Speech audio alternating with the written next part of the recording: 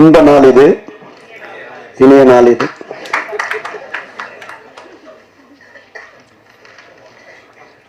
செவியிலே செந்தேன் மழை, புவியிலே டிஆரின் சங்கீத அலை. செவி குளிர சிந்த மகிழ டிஆர் அவர்களின் இசை அங்கிங்கனாதபடி எங்கும் பிரகாசமாக செவிகளெல்லாம் ஒலித்துக் கொண்டிருக்கக்கூடிய ஒரு பாடல். என்னவோ ஒரு உண்மை இந்த மேடையில் முழு வெளிச்சம் போட்டு காட்டத்தான் செய்கிறது. உயிருள்ளவரை உஷா இந்த டைட்டில் வந்து முதல் காலேஜ் பிரதர்ஸில் வந்து நான் ராஜி டிஆர் அவங்க துணைவியார் அவங்க 3 பேர் பேசும் போது இந்த டைட்டில் சொல்றாரு, தானே இந்த டைட்டில் கேட்டுக்கிறியா, என்ன டைட்டில்னு கேட்குறேன். அவர் சொல்ற பாணியிலே சொல்லணும், உயிருள்ளவரை உஷா அப்படிதான் சொன்னாரு. அந்த படத்திலிருந்து எங்களுடைய நட்பு மிக பிரமாதமாக நாளொரு மேடியும் பொழுதுமே என்றும் வரை அது நிலைக்கும் நீடிக்கும். முதல் சொல்ல வந்தது என்னன்னா, இந்த படத்தில் வந்து முதல் படத்தினுடைய முதல் கதாநாயகி திருமதி நளினி அவர்கள். எனது முதல் படம் யார், அந்த படத்தினுடைய என்னுடைய படத்தினுடைய கதாநாயகி திருமதி நளினி அவர்கள் தான். நிறைய விஷயங்கள் எங்களோட பகிர்ந்துகிட்டு இருக்கு. அதாவது கூலிக்காரன் அவர் எழுதின பல்லவி தான் இன்னைக்கு வர அது நிக்குது பாருங்க. பச்சை கூறி தப்பாது, இந்த புலி தொக்காது, எதை கண்டும் மஞ்சாது, எதிரிய விடாதுன்னு அவர் எழுதின பச்சை கூறி தப்பாது, இந்த புலி தோக்காதுன்னாரு அவர் எழுதினாரு. அந்த புலி கலைப்புலி இந்த நிறுவனம் இன்னும் வரை என்னைக்குமே அது நிலைத்து நிற்கக்கூடியதுக்கு அவர் வந்து ஆத்மார்த்தமா எழுதின எழுத்து. அதாவது கவிச்சொல் புவியாளன்னாங்க. அவருடைய கவிக்கு ஈடு இணை யாருமே இல்லைன்னு சொல்ல முடியும். மிகப்பெரிய பாடலாசிரியர்கள்லாம் வந்து வியந்து போற்றி பாராட்டிய பாடல் இது. குழந்தை பாடும் தாலாட்டு, இது இரவு நேர பூபாலம், இது மேற்கில் தோன்றும் உதயம், இது நதி இல்லாத ஓடம். இப்படி அதாவது இல்பொருள் ஓமையன்னு சொல்லுவாங்க இலக்கியத்துல. இல்லாதத இருக்கிற மாதிரி சொல்றது. இப்படிப்பட்ட ஒரு படைப்பை படைத்து யார் இந்த பாடலாசிரியர் என்று கேள்வி கேட்க வைத்தவர் டிஆர் அவர்கள். அப்படிப்பட்ட ஒரு சிறப்பியல்புகளை கொண்டவர் அவர். வந்து நானும் அவரும் அதிகமா நிறைய கலந்துரையாடி இருக்கிறோம். அப்படிப்பட்ட சூழல்ல ஆவடி ராமரத்னா தேட்டரு தண்டந்தளி மலர்னு ஒரு படத்துடைய பூஜை, நாளைக்கு காலையில பூஜை, அன்னைக்கு நைட்டு நாங்களாம் உட்காந்துன்னு இந்த கார் பேனட்ல போடுறாரு அந்த பாட்டு. முதலிரவு முடிநிலவு பாலும் கொண்டு பழமும் கொண்டு பள்ளி அறை வாசல் வந்து 10 விரல் மேனி எங்கும் பாத யாத்திரை இப்படி. அதே மாதிரி அதே மட்டும் இல்ல, ஜெமினில அவ்வளவு பெட்டி டெலிவரி கொடுக்குற நேரம் என்ன உள்ளே கொடுக்குற தானே இந்த பாட்டை கேட்கிறேன் சொல்லுமா அப்படின்னு. தங்க நிலவே உன்னை ஊரிக்கி தங்க சிக்கி தங்க நகை செய்திடவோ, நட்சத்திரமே உன்னை உடைத்து வைர நகை பண்ணிடவோ, ஆரிரோ அரிராரி. இப்படி நினைச்ச மாத்திர கவிதை படைக்கக்கூடிய பாடல் எழுதக்கூடிய, அதாவது குளிக்காரன்ல வந்து ஒரு பாட்டுக்கு ரிப்பீட் கேட்டதே கிடையாது. டைரக்டர் ராஜசேகர் வந்து என்ன போடுறாரு அது. ராதாரவிக்காக ஒரு பாட்டு, ராதாரவியுடைய சில்க் ஸ்மிதா ஆனா தொட்டதும் துவங்கிடும் ரோஜா, அதெல்லாம் பாக்கணுமா. அதெல்லாம் இப்பெல்லாம் நம்மளுக்கு லைவ் கிடைச்சதுன்னா அதெல்லாம் எங்களுக்கு கோடி கோடியாக கொட்டோம். அவரு பின்னணி இசை இவருக்கு ஏழிசை ஏந்தல் பட்டம் கொடுத்தது நான் தான். ஏழிசை ஏந்தல் பட்டம் தியாகராஜ அடைஞ்ச பேரை அவருக்கு கொடுத்தேன். அதுவும் பின்னணி இசை சேர்க்க பிரசாத்தை வராரு. சித்திரை திங்களில் முத்திரை பதித்திட, இத்திரை மீறில் எத்தரை எதிர்த்திட, பின்னணி இசை சேர்க்க 71 பிரசாத் லேபுக்கு டிஆர் விஜயம் அப்படின்னு போட்டு பெரிய போஸ்ட் புல் பேஜ் விளம்பரம் இப்படிலாம் கொஞ்சி கொஞ்சி மகிழக்கூடியவர். அவர் வந்து போர்க்குணம் படைச்சவர். போராட பிறந்தவன் போர்க்குணம் மிகுந்தவன் சொன்னா அது டிஆர் தான் சொல்லணும். அதாவது யாராவது ஒருத்தர் ஏமாத்தினு அவரை நினைச்சா ரோடுக்கே இறங்கி வர்றார். நானும் அவரை சேர்ந்து ரோடுக்கு பயணிக்கிறான். அதாவது லீலான்சா தெருலேருந்து பக்கத்தில் சிங்க தெருலேருந்து போயிட்டு ஆனந்தா பிக்சர்ஸ்லேருந்து கிருஷ்ணன் சட்டிலேருந்து மீட் பண்ணி நியாயம் கேட்டு வந்து ஜெயிச்சவர். அப்படிப்பட்டவர். அதாவது உண்மையிலேயே சொல்ல போனா அந்த பீரியட்ல வந்து 86வது வருஷம் கூலிக்காரன் ரிலீஸ் ஆகும்போது ஆடியோ உலக ஒரு பெரிய புரட்சியை உருவாக்குனது டிஆருடைய இசைதான். எப்படின்னா அப்பெல்லாம் எல்லாருடைய இசையமைப்பாளருடைய காலம் வந்து ஃப்ரீயா கொடுத்துருவாங்க.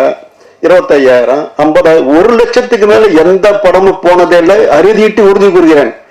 டிஆர் கூலிக்காரன் மொத்தம் 4 லட்சம் லகரி வாங்கினாரு. அப்படியே வியந்து பார்த்தது திரையுலகம். அதே மாதிரி அன்னைக்கு கூலிக்காரன் வந்து 46 லட்சம் இருந்த வியாபாரம் விஜயகாந்தோட படம் அன்னைக்கு 1 கோடி வித்துதுன்னா என்னுடைய சகோதரர் டிஆருடைய இசை அது ஒரு பெரிய பக்கபலமா இருந்தது. அப்படிப்பட்டவர்கள் வந்து நிறைய தடவை நான் சொல்லியிருக்கேன், எனக்கு எப்போ படம் பண்ண அடுத்து பண்ணலான்னு இந்த மேடைன்னு சொல்றேன். அவர் என்னைக்கும் சிரஞ்சீவியா இசையில அவரை அடிக்கவே முடியாது. அவர் எழுதுகிற வசனங்களும் அவர் அமைக்கிற காட்சிகளும் இன்னும் மாஸ் கொட்டியும் இருக்கும். ஆகவே திரும்ப சொல்ற ராஜி, நான் டிஆர் அப்படித்தான் சொல்றேன், ராஜி எப்போ நீ என்ன அழைக்கிற நம்ம சேர்ந்து ஒரு படம் பண்ணுவோம். அது இந்த இண்டஸ்ட்ரிக்கு எல்லாருக்கும் நன்மையா இருக்கு. திரையரங்குக்கு ஒரு தங்க அரங்கம் அதிரும் சுரங்கமாக அப்படி வரும். அப்படிப்பட்ட டிஆர் உடைய உயிருள்ள விஷா காதலர் தினத்தை வந்து பாருங்க. நம்ம முதல்ல அதுல ஒரு பாட்டு நான் நினைக்கிறேன், இது இந்த பாட்டு படத்துல வந்தது இல்லையே, இப்ப புதுசா போட்டு போறான்னு நினைச்சேன். கரெக்டா பிக்ஸ் பண்ணி அந்த டயலாக்ல இருந்து சொல்லும் போது சரி இப்பதான் பண்ணியிருக்காங்க பாருங்க. இளமை ததும்பும், இளமை குலுங்கும். அப்படிப்பட்ட ஒரு பெரிய படைப்பாளி. அந்த படைப்பாளி அமைக்கக்கூடிய இது வந்து காதல் தினத்துல வருது. அதுக்கு வந்து அவர் தான் அதுக்கு இல்லை. அந்த காதலரை பத்தி சொல்றதுக்கு அவருக்கு இணைதான். செம்பருத்தி தந்த செல்லம் பக்கத்துல இருந்து சொல்றேன் நினைக்காது. அவரு அந்த செம்பருத்தி போல பண்றதெல்லாம் வந்து சொல்லவே முடியாது காதல்ல. அப்படிப்பட்ட ஒரு பெரிய படைப்பாளிகள்லாம் உட்கார்ந்துருக்காரு. அதாவது கதையிலேயே வந்து காதல சொல்லக்கூடிய விக்ரமன் சார் இருக்காரு. ராதாவே சார் நான் சொல்ல வேண்டியதில்லை, நான் அவருடைய ரசிகன். நான் டைரக்ட் பண்ண படத்துல அவருக்கு போதையான்னு ஒரு அப்படிப்பட்ட ஒரு நடிப்பு. இன்னைக்கு காலையில் கூட அவங்க எம்.ஆர். ராதா சார் அனுப்பிச்ச ஒரு காணொலி அவருக்கு அனுப்பிச்சு வச்சேன்.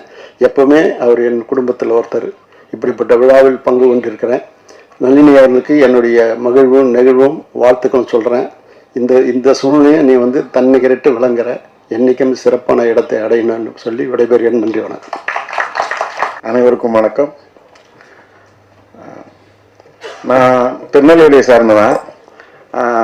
பொதுவாக எங்கள் ஊரில் வந்து நிறைய இந்த பெங்காலி மூவி இந்த மாதிரி படங்கள்லாம் வராது.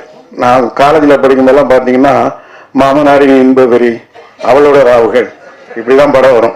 அதனால் அந்த படங்கள் பற்றிய நாலேஜ் எனக்கு கிடையாது.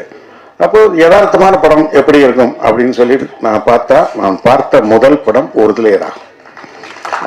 அந்த படம் வந்து நான் வந்து ப்ரொஜெக்ஷனில் தான் பார்த்தேன். நான் வந்து பார்த்த முதல் ப்ரிவியூ அதுதான்.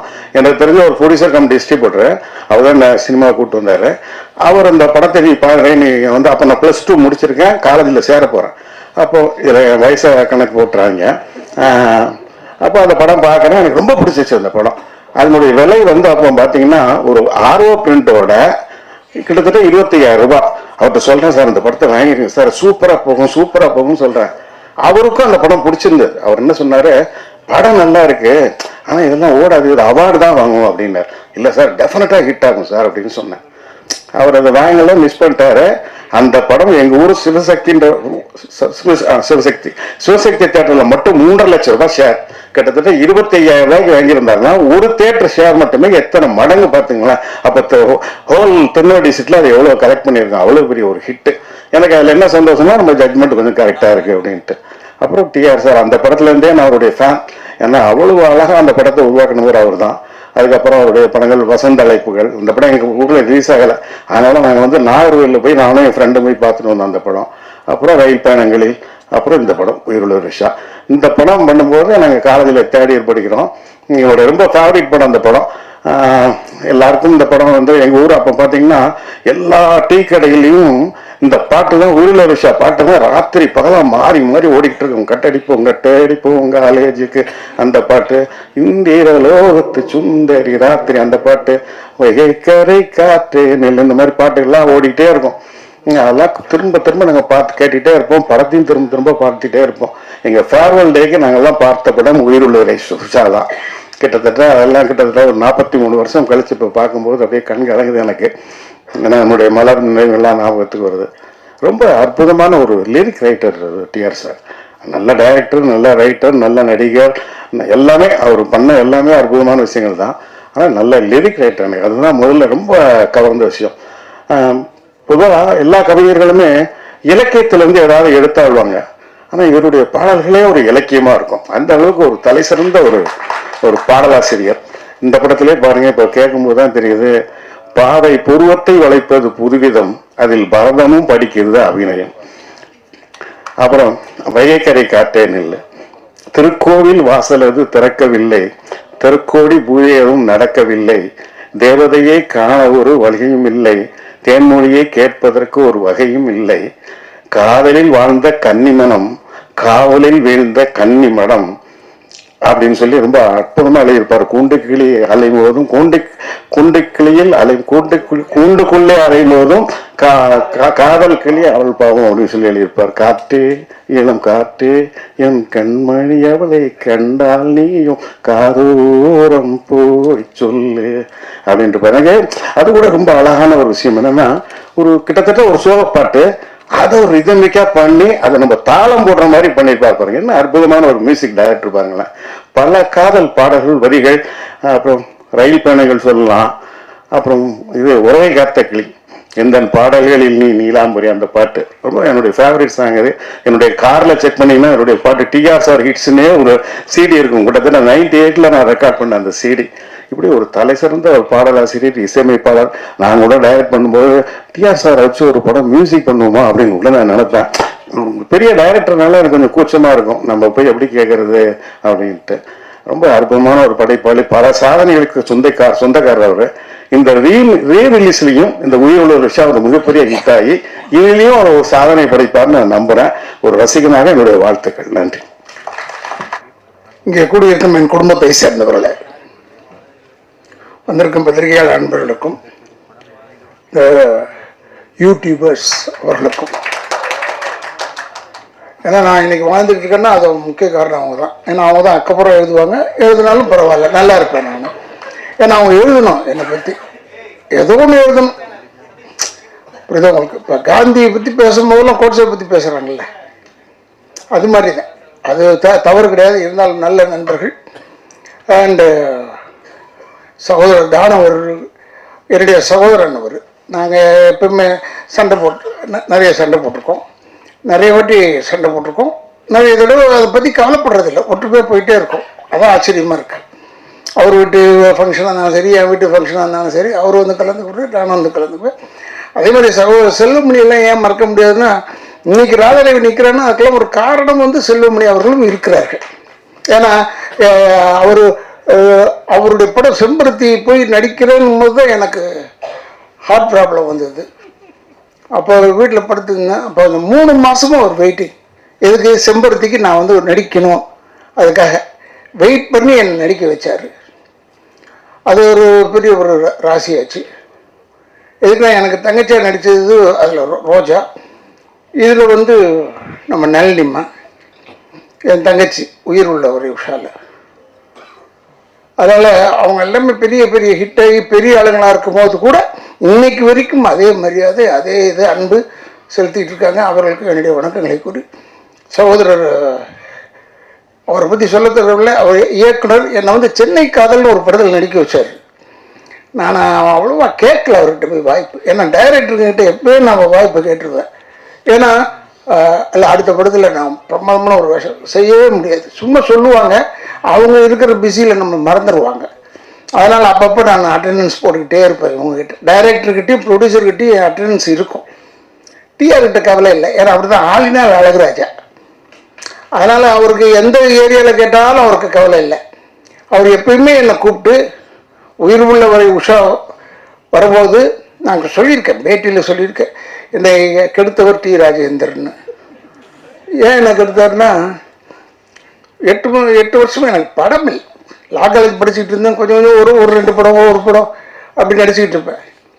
அப்போ டிஆர் சார் வந்து எனக்கு வந்து அமெரிக்காவில் எங்கள் அக்கா இருக்கிறதுனால என்னை கூப்பிட்டுட்டு இவருக்கு எழுதி போடுற ஓஹியோவில் ஒரு ஆளை கேட்டிருக்காரு டைரக்டர் வேணும்னா அப்படின்னு கூட எழுதி போட்டேன். ஓஹியோவில் அவர் இருக்கார், ட்ரெஸ்பாஸ் அவென்யூ, அவர் பேர் மிஸ்டர் ராவ், இந்தியன். உடனே நான் எம்ஆர் சார்னு உடனே ஒத்துக்கிட்டாரு. ஆனால் அந்த பதிலை சொல்கிறதுக்கு மட்டும் 2 வருஷம் எடுத்துக்கிட்டார். அதுக்குள்ளேயும் பார்த்தா உயிர் உள்ளவரை உஷா உள்ளே வந்துச்சு. இவர் என்னை கூப்பிட்டு அறிமுகப்படுத்தினது பெரிய அளவில் போய் எல்லா படத்தையும் நான் தான் வில்லன், கெடுக்கிறதுக்கு ரைட்டான ஆள் யாருன்னா ராதா ரவின்ற அளவுக்கு நான் கொண்டாண்டார். அதனால என்னை வந்து ஊருக்கு போகாமல் தடுத்ததும் டிஆர் அவர்கள் தான். இல்லைன்னா நம்ம ஒழுங்காக போயிருப்பேன், அமெரிக்கா போயிருப்பேன்னு வச்சுக்கோங்க. ஆனால் அமெரிக்கா போயிருந்தா இப்போ உங்களெல்லாம் சந்திக்க முடியுமா, உங்கள் பேர் எடுக்க முடியுமா? இந்த ஊரில் நான் பேர் எடுத்துருக்க முடியாது.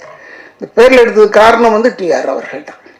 இப்போ கூட நான் அந்த பார்த்துக்கிட்டே இருக்கும்போது தானு சார் சொன்னார், பேசும்போது இது வந்துடும், அப்புறமா டைரக்டர் சொன்னார் எனக்கு பேசும்போது அழ வந்துடும்னு. நான் உண்மையிலேயே பார்க்கும்போது எனக்கு அழ வந்துருச்சு. எப்படிப்பட்ட படம், எப்பேற்பட்ட படம் பா!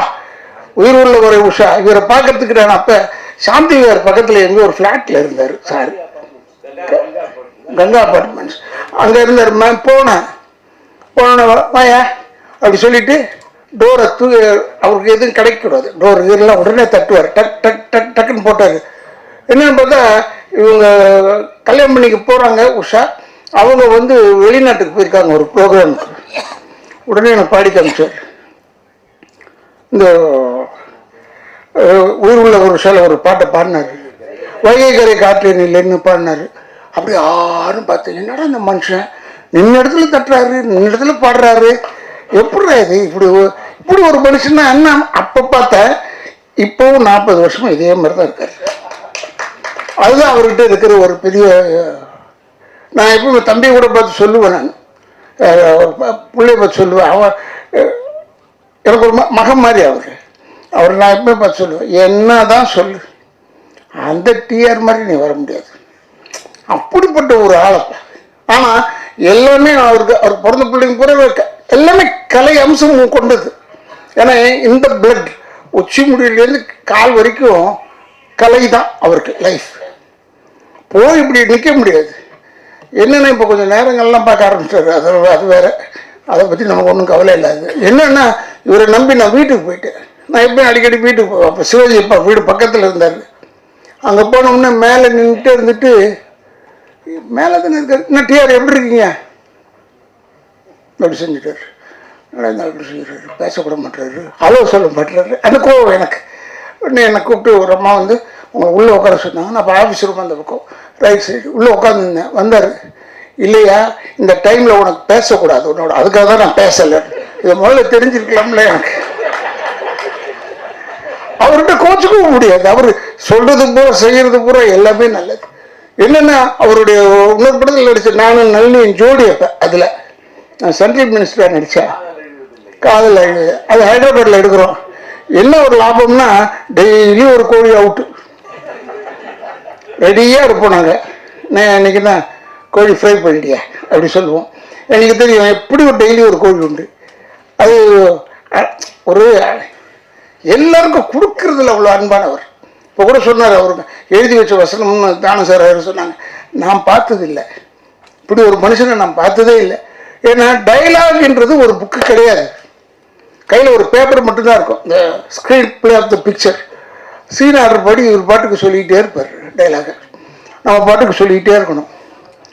திடீர்னு ஏவிஎம்ல எடுத்துக்கிட்டு இருக்கும்போது இந்த பாட்டு நான் காதல் எழுதியதில் எடுத்துக்கிட்டே இருந்தேன். இல்லை ஏன்னா நீங்கள் எடுத்தது ஏவிஎம்ல இதுதான், இந்த ஒரு சீன் எடுத்தீங்க, சுற்றி சுற்றி நடந்து வந்தேன். நடந்து வர இவர் பாட்டுக்கு டைலாக் சேர்க்குறாரு ஒரு பாட்டுக்கு. நானும் விடாமல் அப்படியே நடந்து பேசிக்கிட்டே இருந்தேன். அப்போ திடீர்னு ஒருத்தர் எட்டி பார்த்துட்டான் அங்கேருந்து. யார் அதை எட்டி பார்த்தது? நாங்கள் பேசிக்கிட்டு இருந்ததான் இவர் உடனே யாரா எங்கடா அப்படி வந்தார். உன்னை இப்படி பார்த்தாரு. பார்த்துட்டு சரி அவன் இந்த வீட்டு வேலைக்காரன், கதையை வச்சுக்க. அவனாலையும் செய்ய முடியாது. அவன் நல்ல நேரம் பாரு, இந்த வீட்டு வேலைக்காரன் ஆயிட்டான். அவன் ஓடியே போயிட்டான், அடுத்த தெருவுக்கு ஓடி போயிட்டான். ஒரு கத்துல அது மாதிரி ஒரு ஒரு ஒரு அழகான ஒரு விஷயங்கள் அவர்கிட்ட நிறைய இருக்கு. அவர் எப்பவுமே இன்வால்வ் ஆகிடுவார். அவர் எதில் போட்டாலும் அவர் இன்வால்வ் ஆகிடுவார். இப்போ கூட சொன்னார், உயிர் உள்ள ஒரு விஷயம் இப்போ திருப்பி ரீரிலீஸ் பண்ண அப்புறம் வந்துடுன்னு சொன்னார். நான் வந்துட்டேன். ஏன்னா உயிர் உள்ள ஒரு உஷாவில் நடிக்கும் போது என்ன பயமோ அதே பயம் இப்பவும் இருக்கு அவர்கிட்ட. ஏன்னா எனக்கு வந்து அவர் பசுக்குன்னு திட்டி விடுவார். அவர் யாரையும் பார்க்க மாட்டார். அதெல்லாம் எவ்வளோ பெரிய ஆளானாலும் சரி, டக்குனு தப்பாக இருந்ததுன்னு உடனே திட்டிட்டு வர்றாரு. ஏன்னா இவர் வந்து அவங்க அம்மா மேலே எனக்கு இவர் மேலே ரொம்ப பிரிய வந்தது காரணம், தஞ்சாவூரில் இந்த உயிர் உள்ள ஒரு ஷோ நடத்திக்கிட்டு இருந்தோம். அப்போ அவங்க அம்மா வந்தாங்க, டிஆருடைய அம்மா. எவ்வளோ மரியாதை கொடுத்தாரு ஏம்மா ஏம்மா. நான்லாம் தாய்னாலே நான் வீக்னஸ்ஸு எனக்கு. அப்புறம் இவர் பயங்கரமாக அவங்க அம்மாவுக்கு மரியாதை கொடுத்து கூப்பிட்றது என்னப்போ, எவ்வளோ பெரிய டிஆர் அவனை அவங்க அம்மாவுக்கு எவ்வளோ பெரிய ஒரு மரியாதை கொடுக்குறாருன்னு எனக்கு ரொம்ப அதுலேருந்து அவர் கூப்பிட்றாருன்னு உடனே நேராக போயிடுவேன். அதுக்கப்புறம் தான் மற்றது எல்லாமே. அந்தளவுக்கு ஒரு நல்ல மனிதன். அவர் டைலாக் இது பண்ணுறாரு, ஆனால் பேசிக்கிட்டே இருப்பார். இந்த சீனில் வந்தது அந்த சீனில் வராதுன்றது வேறு, இந்த படத்தில் வந்தது அந்த படத்தில் வராது. அந்த டேலண்ட் வந்து வேறு யாருக்குமே கிடையாது. நான் பார்த்த வரைக்கும், நான் பார்த்த நடிகர்கள் வரைக்கும் வர இல்லை. ஏறத்தில் ஒரு 42 வருஷம் ஆயிடுச்சா இந்த படம் வந்து 40 கிழிஞ்சது போ 83 போயிட்டு அடிச்சிருக்கோம் இப்படி. ஆனால் அப்பா 40 இயர்ஸ் 45 இயர்ஸுக்கு அப்புறமா இன்னும் அதே மாதிரி இருக்கிற மனுஷன் டச் அவுட் அப்படியே இருக்கணும். டிஆர் நல்லா இருக்கணும். எங்களெல்லாம் ஏன்னா எங்களெல்லாம் வளர்த்து விட்டு அழகு பார்த்துட்டார். எல்லாரையும் வளர்த்து விட்டு அழகு பார்த்தார். உயிர் உள்ள ஒரு விஷயம் முடிகிறதுக்குள்ளே சகோதரம்மா வீட்டில் ஷூட்டிங்கு அங்கே முடியறதுக்குள்ளே இந்த பஞ்சாயத்து பண்ணி என்னால் முடித்த டயர்டாயிட்டேன். தனியாக சிரிக்கிறப்ப இருக்கு நல்ல டெய்லி பஞ்சாயத்து. இவர் அப்போ இன்னும் இளமை வேறு இருக்க 40 வருஷத்துக்கு 42 வருஷம் பின்னாடி எவ்வளோ பெரிய இளமை செய்வார். இன்னும் இது வந்து நான் முடியாது, ஏன்னா இதுவும் போகாரு. அப்படியே கெஞ்சி டெய்லி பஞ்சாயத்து.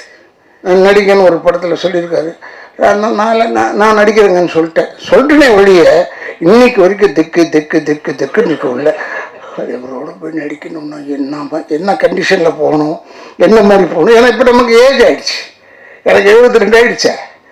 இப்போ போயிட்டு இந்த மாதிரி இளமையாக சரி எப்படியோ ஒன்று. நான் மொல்லம்மா நல்லிட்டம்மா கேட்டேன், நல்லம்மா நீ இருக்கு அந்த படத்தில். அண்ணா நான் இருக்கிறேண்ணே. அண்ணோட அப்பாடா 2 பேர் ஆச்சு கணக்கில். அப்போ இது திட்டு வாங்கிறதுக்கு 2 பேர் இருக்கும், போதும்ப்பா அது போதும் என்று சொல்லி இப்படி ஒரு மனிதனை நப்பா.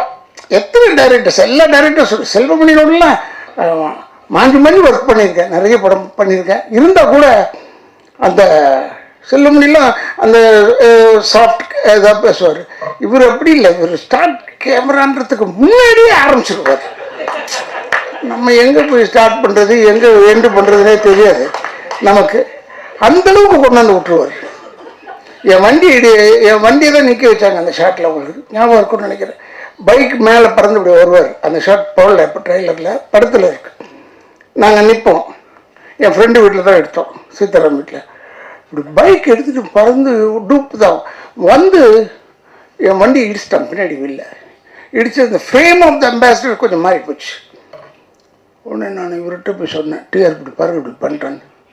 அப்படியா நான் பார்த்துக்கிறேன் போ. பார்த்துக்கிறப்போன்னா அதை கரெக்ட் பண்ணி திருப்பி அந்த பாடியை கொண்டாந்து அதை ஸ்டடி பண்ணுறதுக்கு பல லட்சம் ரூபாய் செலவு. அப்போ அவ்வளோதையும் செஞ்சு கொடுத்தாரு. அப்படி ஒரு நல்ல மனிதன், நல்ல இதயம் கொண்டவர் அவர். இவர் செய்வாரோ மாட்டோரன்னு பயந்து போய் கேட்டது ஒன்று உண்மை. இப்போ சொல்லிடுறேன், அவனுக்கு ஒரு வேலை இல்லையாப்ப அப்படி சொல்லிட்டாருன்னா என்ன செய்யறது? இவர்கிட்ட பேசவும் முடியாது. நம்ம இப்போ உஷாவில் நினச்சிக்கிட்டு இருக்கேன். அது மாதிரி ஒரு நல்ல ஒரு மனிதன், நல்ல இதயம் கொண்டவர். இப்போ நான் படம் பார்க்கும்போது அப்படியே நல்லிமாவை பார்த்துட்டு இருந்தேன். என்ன அழகு, அதே அழகு இப்போவும் இருக்கு, வேறு விதமாக இருக்கு. அப்போ பார்க்கறதுக்கு அவ்வளோ அழகு. அந்த படுபாவி இப்போ இந்த கங்கை இதெல்லாம் அனுபவிக்க முடியாமல் போயிட்டானேன்றது தான் வருத்தம். ரொம்ப ஒரு கங்காலாம் நான் வந்து சாமி ஞானச்சேரி சாமியில் போய் பார்க்கறதுக்கு போகும்போது கங்காலாம் க்யூவில் சரி பண்ணிக்கிட்டு இருப்பான். அந்த அவருடைய ஆசீர்வாதம் தான் இவர் படத்தில் நடித்தார், அவர் ஹீரோவா. ஆனால் கங்கா அப்புறமா வந்து அவன் இல்லையேன்னு போது இன்னைக்கு நான் வரும்போது இதுதான் மனசில் வச்சுருந்தேன், கங்கா இல்லைன்னு போது வருத்தமாக இருக்கு. அவன் இருந்தது இன்னும் சந்தோஷப்பட்டிருப்பாங்க என்று சொல்லி பல பேரை திருப்திப்படுத்தக்கூடிய அளவில் இருக்கக்கூடிய நம்மளுடைய சகோதரர் டிஆர் அவர்கள், அவருடைய ஆசீர்வாதம், அவருடைய நல்ல எண்ணம் தான் அவர் பிள்ளையெல்லாம் பெருசாக தூக்கிட்டு வருது, மேலே கொண்டாந்து வச்சுருக்கு. சில பேர் என்ன கேட்டாங்க, ஃபங்க்ஷனில் கூட கேட்டாங்க, இந்த ஃபங்க்ஷனில் இன்னொரு ஃபங்க்ஷன் வெளிநாடு ஃபங்க்ஷன் ஒன்று பேசிக்கிட்டு இருக்கும்போது, சார் இவர் வருவாரா, யாருன்னு, எஸ்டிஆரா, அவரை கூப்பிட்டு என்ன செய்ய போகிறாரு, இல்லை அவர் வந்தார்னா செம்ம கலெக்ஷன் ஆகும் சார், அதுக்காகவா, என்னால் அந்த வேலைலாம் கிடையாது, எனக்கு அந்த வேலைலாம் கிடையாது. ஏன்னா நான் நேராக போய் டிஆர்கிட்ட தான் பேச தெரியும். டிஆர் வந்து அவர் ரூமில் உட்கார்ந்துருக்கிறதே ஒரு கலை அம்சம் கொண்டது ஒரு விஷயம். நான் பெருமைக்காக சொல்ல, கலை அம்சம் எல்லா ஏரியாலையும் கலை அம்சத்தோடு தான் இருப்பார் அவர் வெற்றித்தனமாக பேசி நான் பார்த்ததில்லை, கேட்டதில்லை. வெற்றித்தனமாக நான் வெற்றித்தனமாக நிறைய பேசுவேன். இப்போ பேசிகிட்டு இருக்கேன், இதை பாதி வெட்டி பாதி நல்ல விஷயம் இல்லை, அது மாதிரி தான் நான் வந்து எப்பவுமே பேசிக்கிட்டே இருப்பேன், அப்படி அர்த்தடிப்பேன் எல்லாம் பண்ணுவேன். அவர் மட்டும் அப்படி இல்லை, எதை தொட்டாலும் சினிமா தான், எந்த பக்கத்தை தொட்டாலும் சினிமா தான். சினிமாவை தவிர வேறு எதுவுமே தெரியாது டிஆர் அவர்களுக்கு, வேறு எதுவுமே தெரியாது, கண்ணிலையும் படாது அவருக்கு. அந்த மாதிரி ஒரு நல்ல ஒரு இதயம் கொண்டவர். இந்த படத்தை ஏதோ 13ஆம் தேதி ரிலீஸ் பண்ணுறவருன்னு சொன்னாங்க. அப்போ சொன்னாங்க காதலர் தினம் அந்த தினம், அதெல்லாம் அவர் பார்த்துருப்பாரியா, அவர் பார்க்காதே கிடையாதுங்க. ஏன்னா உயிர் உள்ளவரை உஷா மாதிரி ஒரு காதல் படம் இது வரைக்கும் வந்துதான் கேட்டு வரல, அது ஒரு ஆச்சரியம் அவர்கிட்ட தான். அதெல்லாம் நாம் நடிச்சிருக்கோம்னா எங்களுக்கு பெருமை. இப்போ என்னை கூப்பிட்டதுக்கு நான் ரொம்ப பெருமைப்படுகிறேன் என்று சொல்லி என்னுடைய குடும்பத்தின் சார்பாகவும் திராவிட இயக்கத்தின் சார்பாகவும் என்னுடைய வாழ்த்துக்களை கூறி எல்லா இளைஞர்களுக்கும் ஒன்றே சொல்லிக் கொள்கிறேன், தாய் தந்தையரை முதியோர் இல்லத்தில் சேர்த்து விடாதீர்கள், கடைசி வரைக்கும் வச்சு காப்பாற்றுங்க என்று சொல்லி விடைபெறுகிறேன். நன்றி நன்றி நன்றி நன்றி. மேடையில் அமர்ந்திருக்கும் ஜாம்பவான்களுக்கும் இந்த மாதிரி ஒரு விழாவை உண்மையிலே நான் எதிர்பார்க்கவே இல்லை. வந்திருக்க அத்தனை நல்லுள்ளங்களுக்கும் முதல்ல என்னோட வணக்கம். உயிர் உள்ள வரை உஷா உண்மையிலே மறக்க முடியாத நிறைய நல்ல அனுபவங்கள்லாம் இருக்குங்க. எங்க அம்மா வந்து நான் மண்ணா இருந்த என்ன ஒரு சிற்பமாக்குனாரு. அந்த சிற்பத்துக்கு உயிர் கொடுத்த என் ஆசான், என் தகப்பன் சாமி, என் குரு. அதாவது எவ்வளவு சொன்னாலும் என் சாமிக்கு வந்து பத்தாது. ஏன்னா எங்க டிஆர் சார் வந்து எப்படின்னா என்னை செதுக்கினது மட்டும் இல்லை, நான் வந்து ரவி என்ன சொன்ன மாதிரி நடுவில் நிறைய கோச்சிக்கிட்டு இல்லை நான் நடிக்க மாட்டேன்னு போனா அடுத்த நாள் எங்க வீட்டில் வந்து இல்லை இவ திருப்பி நடிக்க வரணும்னு சொல்லிட்டு நான் தான் வேணும் அப்படின்னு சொல்லி திருப்பி வந்து ஆக்ட் பண்ண வைப்பாரு என்ன. அதுக்கப்புறம் திருப்பி அங்க இருக்கிற ஒரு சில ஆர்டிஸ்ட் என்ன பண்ணுவாங்க, அவங்களோட சிஸ்டர்ஸ் எல்லாம் கொண்டு வந்து நடிக்க வச்சாங்கல்ல சார், எல்லாரும் நடிக்க வச்சாங்க. ஆனா அப்பவும் எங்க சாரு எனக்கு ஹீரோயின்னா நளினி மட்டும்தான், நளினி பண்ணாதான் இந்த நான் படம் பண்ணுவேன்னு சொல்லிட்டு யாருமே செய்யாத ஒரு பெரிய விஷயம். இன்னைக்கு உங்க எல்லாரோடையும் இருக்கிறேன், பேசுறேன், எல்லாத்துக்கும் ஒரே காரணம் என் சாமி டிஆர் சார் மட்டும்தான். அப்ப சின்ன வயசு, புரியாத வயசு, எதுக்கு யாரோ என்ன சத்தம் போடுறாங்கன்னு சொல்லிட்டு அடிக்கடி நான் கோச்சுப்பேன். அப்ப ரவி அண்ணன் தான் வந்து ஒரு குழந்தை மாதிரி, இல்ல கண்ணம்மா சினிமானா இப்படிதான் இருக்கும், ஒன்னு நல்லதுக்கு தான் சொல்றாரு பார், நீ எவ்வளவு புத்திசாலி சொல்லி என்ன மெருகேத்தி டைரக்டர் நிப்பாட்டுவாரு. எங்க டைரக்டருக்கு எதுக்கு என்ன பிடிக்கும்னா, நான் வேற எந்த டிஸ்டர்பன்ஸ் இல்லை, எங்க டைரக்டர் என்ன சொன்னாலும் மேல இருந்து கீழே விழ சொன்னாலும் ஏன் என்னன்னு கேட்க மாட்டேன், விழுவேன். அவர் எவ்வளவு டைலாக் சொன்னாலும் அவர் வாயை பார்த்துட்டே வந்து அதே மாதிரி பேசுவேன். அதே மாதிரி 24 மணி நேரம் அவர் நடிக்க சொன்னாலும் அவருக்கு பேக்கப் சொல்றதே பிடிக்காது. சூரியன் வந்தாலும் வரலன்னாலும் நடிச்சுக்கிட்டே இருக்க சொன்னாலும் நடிச்சுக்கிட்டே இருப்பேன். அதனால அவருக்கு நளினியை தவிர வேற எந்த ஆர்டிஸ்டுமே பிடிக்காது நான் மனசார சொல்லுவேன். ஏன்னா அவருடைய அடுத்த படம் தங்கைக்கு ஒரு கீதத்திலே இருக்கட்டும், ஒரவே காத்துக்கிலையும் நான் தான் நடிச்சேன். அதுக்கப்புறம் டேட்ஸ் காரணமா என்னால் நடிக்க முடியாம போச்சு. எவ்வளோ நல்ல விஷயங்கள் எனக்கு கற்றுக் கொடுத்துருக்காரு எங்க டைரக்டர். எனக்கு ஒரு சமயம் நான் அவர் விட்டு வந்ததுக்கு அப்புறம் என்னை திருப்பி முதல்ல காதல் அழிவதில் இல்லை எங்க டைரக்டர் கூப்பிட்டு என்னை பார்த்த உடனே ஒரு தகப்பன் எப்படி கண்ணீர் விடுவாரோ அந்த மாதிரி விட்டு நான் இருக்கேமா உனக்கு எத்தனை படம் வேணா நீ நடிக்கலாம் அப்படின்னு சொல்லி என்னை திருப்பியும் நடிக்க வச்ச ஒரு ஆசான் அவரு. ஸோ இவருக்கு நான் என்ன சொல்றது என்ன பேசுறதுன்னு எனக்கு தெரியல. அந்த மாதிரி ஒரு தெய்வம் எனக்கு இந்த மேடையை கொடுத்துருக்கு. இப்படி ஒரு விழாவுக்கு என்னை கூப்பிட்டதுக்கு ரொம்ப ரொம்ப சந்தோஷம். அதே மாதிரி தானு சார் படத்துலயும் நான் தான் ஃபர்ஸ்ட் ஹீரோயின். பட் அவங்கள பத்தியெல்லாம் எனக்கு பெருசா தெரியாது. ஆனா அதுக்கப்புறம் அவ்வளோ பெரிய டிஸ்ட்ரிபியூட்டர் அப்படிலாம் சொன்னாங்க. என்னுடைய கல்யாணத்துக்கு நிறைய உதவினார் தானு சார். அவருக்கும் என்னுடைய பெரிய நமஸ்காரங்கள். செல்வமணி சார், விக்ரமன் சார், ரொம்ப சந்தோஷம். எவ்வளவு பெரிய ஜாம்பவான்கள் இவங்க இருக்கிற மேடையில என்ன பேச வச்சதுக்கும் என்ன அழிச்சதுக்கும் ரொம்ப ரொம்ப சந்தோஷம். ஏன்னா ஒரு சாங் நான் வந்து வைகை கரை காற்றிய சாங் பண்ணும்போதெல்லாம் பாத்தீங்கன்னா எங்க சார் வந்து மியூசிக் வந்து ரெக்கார்டிங்கே பண்ணல. அவர் வாயில சொல்ல நீங்களை ஆக்ட் பண்ண சொல்லுவார், அவ்வளவுதான். ஆனா நான் அதுக்கப்புறம் வேற படம் போய் ராமநாதன் சார் படம் அடுத்த படம் பண்ணும்போது ராமநாதன் சார் அப்படியே எங்க சாருக்கு ஆப்போசிட் பேசவே மாட்டாரு. அவர் பேசவே மாட்டேன்னு அவர் வாயை பார்த்துக்கிட்டே இருப்பேன்.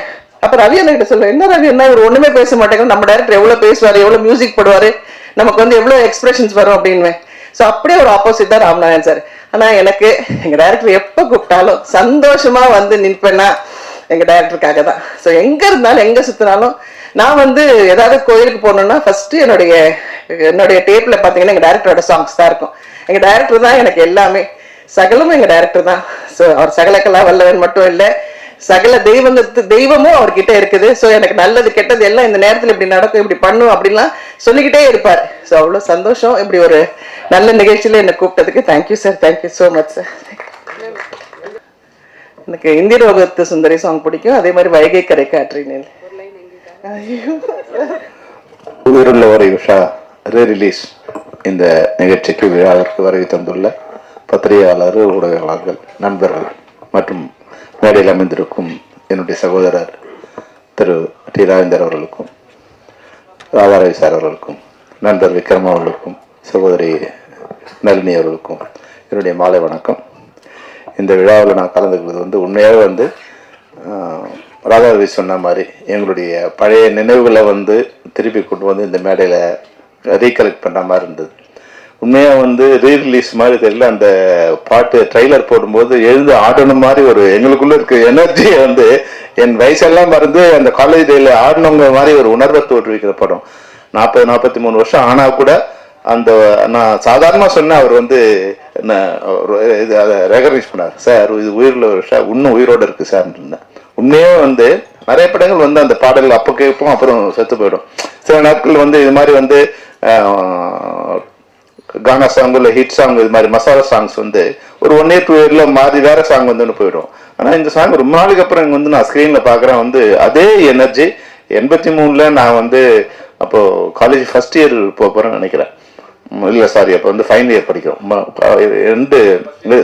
இல்லை 82 ஃபைனல் இயரில் படி.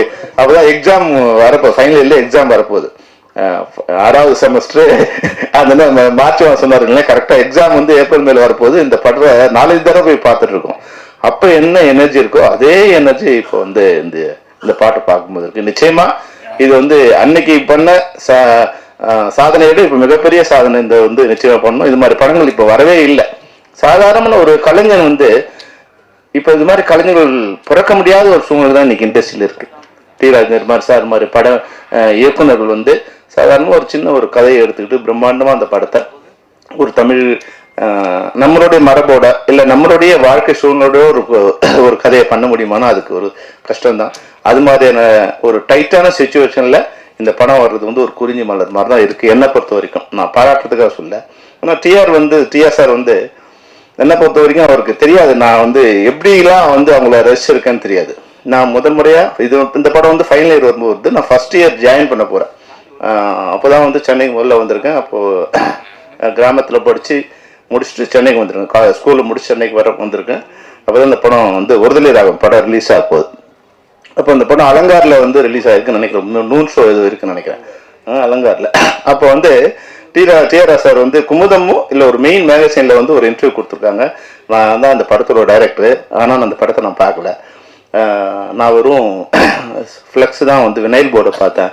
அதில் தான் தெரிஞ்சு நான் பார்த்தேன் நான் டைரக்டர் இல்லைன்னு, வெறும் கதை வசனம் போட்டுருந்தாங்க. நான் சார் அன்னையிலேருந்து இன்னைக்கு வரும் அந்த படத்தை நான் பார்க்கல. என்ன படத்தை பார்க்க அனுமதிக்கணும்னு சொன்னாங்க. அது என்னன்னு எனக்கு தெரியாது. டிஆர் சாருக்கும் எனக்கு ஒரு பந்தம் வந்து என்னன்னா, ஒரு கலைஞன் வந்து உருவாக்குன ஒரு கலைஞன் அந்த குழந்தைய தான் பெற்ற குழந்தைய தான் பார்க்க முடியாத மாதிரி ஒருத்தன் பண்ணிருக்கானுங்கிறேன்னு சொல்லும்போது அந்த படத்து மீதே எனக்கு ஒரு கோவம் வந்துருச்சு. இன்னைக்கு வரைக்கும் நான் சார் அந்த படத்தை பார்க்கல. தெரியாம டிஆர் சார் தெரியாம வந்து நான் ஒரு ரசிகன். நான் முதல் முறையா அவர் பார்க்க போறது வந்து என்னன்னா, இது மாதிரிதான் இப்போ சொன்னாங்க இல்லையா, வந்து வாகினி ஷூவில் ஷூட்டிங் நடந்துட்டு இருக்கு, வந்து தாயின் சபதம்னு நினைக்கிறேன். ஸ்ரீவித்யா மேடத்தை வந்து நாங்கள் வந்து நான் மணிவண்ணன் சாரோட அசிஸ்டன்ட்டு. ஸ்ரீவித்யா மேடம் வந்து ஒரு 2 hours காமிச்சிட்டு போனோம், படம் முடிய போகுது. அவங்க கிட்ட சொன்னோம்னா இப்போ எல்லாம் பயப்படுற மாதிரி அந்த மாதிரி சொன்னாங்க. ஐயோ சார்கிட்டலாம் பேச முடியாதுன்னு. உடனே மணிவண்ணன் சார் சொன்னார், சார் டேரக்டர் போய் பார்த்து ஒரு 2 hours கேட்டு வைப்பான்னாரு. சரின்னு நானும் போனேன். சாதாரண மற்ற ஷூட்டிங்லாம் போகும்போது வழக்கமாக போவோம், அது மாதிரி நாங்களும் போனால் ஒரு ஷூட்டிங் நடந்துட்டு இருக்கு. நான் அசிஸ்டண்டாக இருக்கும்போது இந்த மாதிரி எப்படின்னா, ஒரு ஷார்ட் ரெடியானு போய் கூப்பிடணும், கொஞ்ச நேரம் கழிச்சு வருவாங்க, ரெடியா ஷார்ட் ரெடியா கேள்ப்பா, ஷார்ட் ரெடியானு வருவாங்க. ஆனால் இங்கே போய் நான் கூப்பிட போகிறேன், சாரு ஷார்ட் எடுத்துட்டு இருக்காரு. அங்கே முடிச்சதுலேருந்து ஆரம்பிக்கும் அங்கேயே நின்றுட்டு இருக்காங்க. ஒருத்தர் வர போய் உட்காந்துட்டாங்க. ஸ்ரீராஜேந்தர் வந்து எவ்வளவு இனிமையானவருங்கிறது அப்புறம். ஆனா அங்க சென்னை தமிழ்ல பேசினார்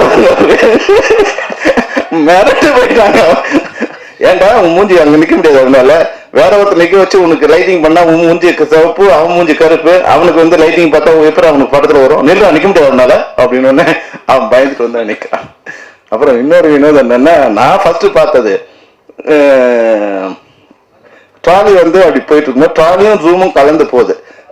ஸ்ரீவித்யா மேடம் வந்து நின்றுருக்காங்க. போகும்போது ரெடி சொல்லிட்டு அப்படியே அது ஒரு ரீரெக்கார்டிங் மாதிரி வாசிக்கிறாரு. பயங்கரமா வாசிட்டு போகும்போது யாரோ ஒருத்தர் சிரிச்சிட்டான். ஐயோ அடுத்து கட் சொல்லிட்டு கத்தனாரு பாருங்க, யாரும் அந்த இதெல்லாம் சொல்ல முடியாத வாசிக்கல. நான் வந்து அங்கதான் இப்பதான் போய் கூப்பிடலான்னு எவ்வளோ வெளியே அனுப்பிடா ஒன்னாரு. இந்த வேலைக்காரமா தான் அந்த படத்துல வந்து வேலைக்கார மாதிரி ஓரமா நின்றுக்கல, அப்படியே ஒதுங்கி பயமா நின்ட்டேன். பயங்கரமா கத்தை அந்த கலைஞன் நான் பார்க்காத டைரக்டர் வந்து டைரக்ஷனுங்கிறது நாங்க சொல்லிட்டு நான் ராமநாதன் சார் மாதிரி தான் அங்க சொன்னோமா, அது வந்து அவங்க நடிக்க கொஞ்சம் சொல்லி தருவோம், அவங்கள இது பண்ணுவாங்க, அவ்வளோ அப்படிதான் இருக்கும். ஆனா மொத்த சீனையும் மொத்த டயலாக்கையும் மொத்த பாட்டையும் பாடி மியூசிக்கையும் வாசி பாட்டையும் பாடி மியூசிக்கையும் வாயில வாசிக்கிட்டு பண்ணும்போது உண்மையே கொஞ்சம் வினோதமா தான் இருந்தது எனக்கு பார்க்கும்போது. ஆனா அதனுடைய அந்த இன்வால்மெண்ட் இருக்கு இல்லையா, அது பயங்கரமா இருந்தது. அப்போ உடனே வந்து என்னை பார்த்தாரு, எனக்கு பயம், போய் பேசுறதுக்கு பயம். ஆனா நான் மணிவண்ணன் சார் அசிஸ்டன்ட் சொன்ன உடனே மணிவண்ணன் சாருக்கு என்ன மரியாதை கொடுப்போம் அதே மரியாதை எங்க சேர் போட்டு உட்கார உடனே வந்து அப்படின்னு சொல்லி டைரக்டருக்கு கொடுத்த மரியாதை கொடுத்து, மணிவண்ணன் சார் இது மாதிரி சார் கொஞ்சம் கேட்டாருன்னா பரவாயில்லப்பா இந்த ஸ்ரீ சொல்லி பரவாயில்லையம்மான்னு கேட்டார். பரவாயில்லன்னு சொல்லி அந்த 2 hours வந்து அட்ஜஸ்ட் பண்ணி கொடுத்தாரு. அதாவது வந்து பார்க்க கரடு முருடா தெரிய ஒரு மனிதன் வந்து உண்மையில வந்து உள்ளத்தால வந்து அவ்வளோ வந்து இனிமையானவர், மற்றவங்க மதிக்க தெரிஞ்சவர், ஒரு கலைஞன், கரைபடாத கலைஞன், ஒரு கண்ணியமான கலைஞன். அந்த படங்கள்ல இருக்கிற டி ராஜேந்தர் வந்து உண்மையான ஒரு கலைஞன். நான் பார்த்ததில்ல, பல நேரங்களில் பார்த்துருப்பேன். அது மனிதர் எப்படின்னா, எனக்கு ஒரு இக்கட்டான சூழ்நிலை ஒன்று வந்து ரோஜாவுக்கு ஒரு விழா நடத்தணும்னு நாங்கள் நினைக்கிறோம். விழா நடத்தும்போது ரோஜா வந்துட்டு 100 படம் அடிச்சாங்க, அவங்களுக்கு விழா நடத்தலாம். சரி எல்லாம் பண்ணிட்டோம். பண்ணி ஃபங்க்ஷன் நடக்கும்போது தான் தெரியுது இந்த தமிழ் சினிமாவோட இன்னொரு இது தெரியுது. இந்த ஹீரோஸ்லாம் வந்து வெளியே நல்லா பேசுவாங்க, ஆனால் அந்த ஹீரோயினுக்கு ஒரு பிறந்த நாள்லாம் ஒரு வாழ்த்து சொல்ல மாட்டாங்க. அவங்களுக்குள்ள ஏதோ ஒரு வந்துடும், தப்பா நினைச்சுப்பாங்கன்னு ஒரு பயம் வருமோ, இல்லை ஹீரோயின் தானே படத்தில் அடிச்சா முடிஞ்சிச்சுங்கிற மாதிரியோ அப்படிலாம் இல்லாமல் யாருமே அந்த ஃபங்க்ஷனுக்கு வரா மாதிரி தெரியல எனக்கு. அப்போ நான் வந்து நாங்கள் நடத்தலை, வேற ராஷ்டிரியில் ஏதோ ப்ரோக்ராம் பண்ணுறதுக்காக கேட்டாங்க. சித்ரா சார் வந்து சித்ராட்சிமனும் சிவசீனிவாசனும். அப்போ வந்து நான் வேற வழி இல்லாமல் என் நண்பர்களை கொஞ்சம் பேர் கூப்பிட்டு சார் வரணும்னு. அப்போ டிஆர் சார் தான், அதுக்கு முன்னாடி எனக்கு பெரிய பழக்கம்லாம் இல்லை, நேரா சார் நீ கொஞ்சம் வரணும் சார். அவர் சொன்னார், நம்ம 100வது விழாவுக்கு பெரும்பாலும் வந்தது இல்லையே சொல்ல முடியிருந்தார் சார், இது மாதிரி எனக்கு ஒரு இதுவாக கெட்டா இருக்குன்னு இன்னும் வரேன் அப்படின்னு சொன்னார்.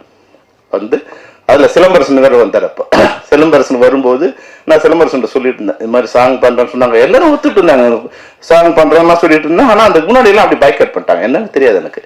அப்போ சிலம்பரசன் வரும்போது சிலம்பரசனுக்கு அப்போ வந்து காலில் அடிபட்டு இதுவாக இருக்கு, காலில் கட்டு போட்டு வந்திருக்காரு.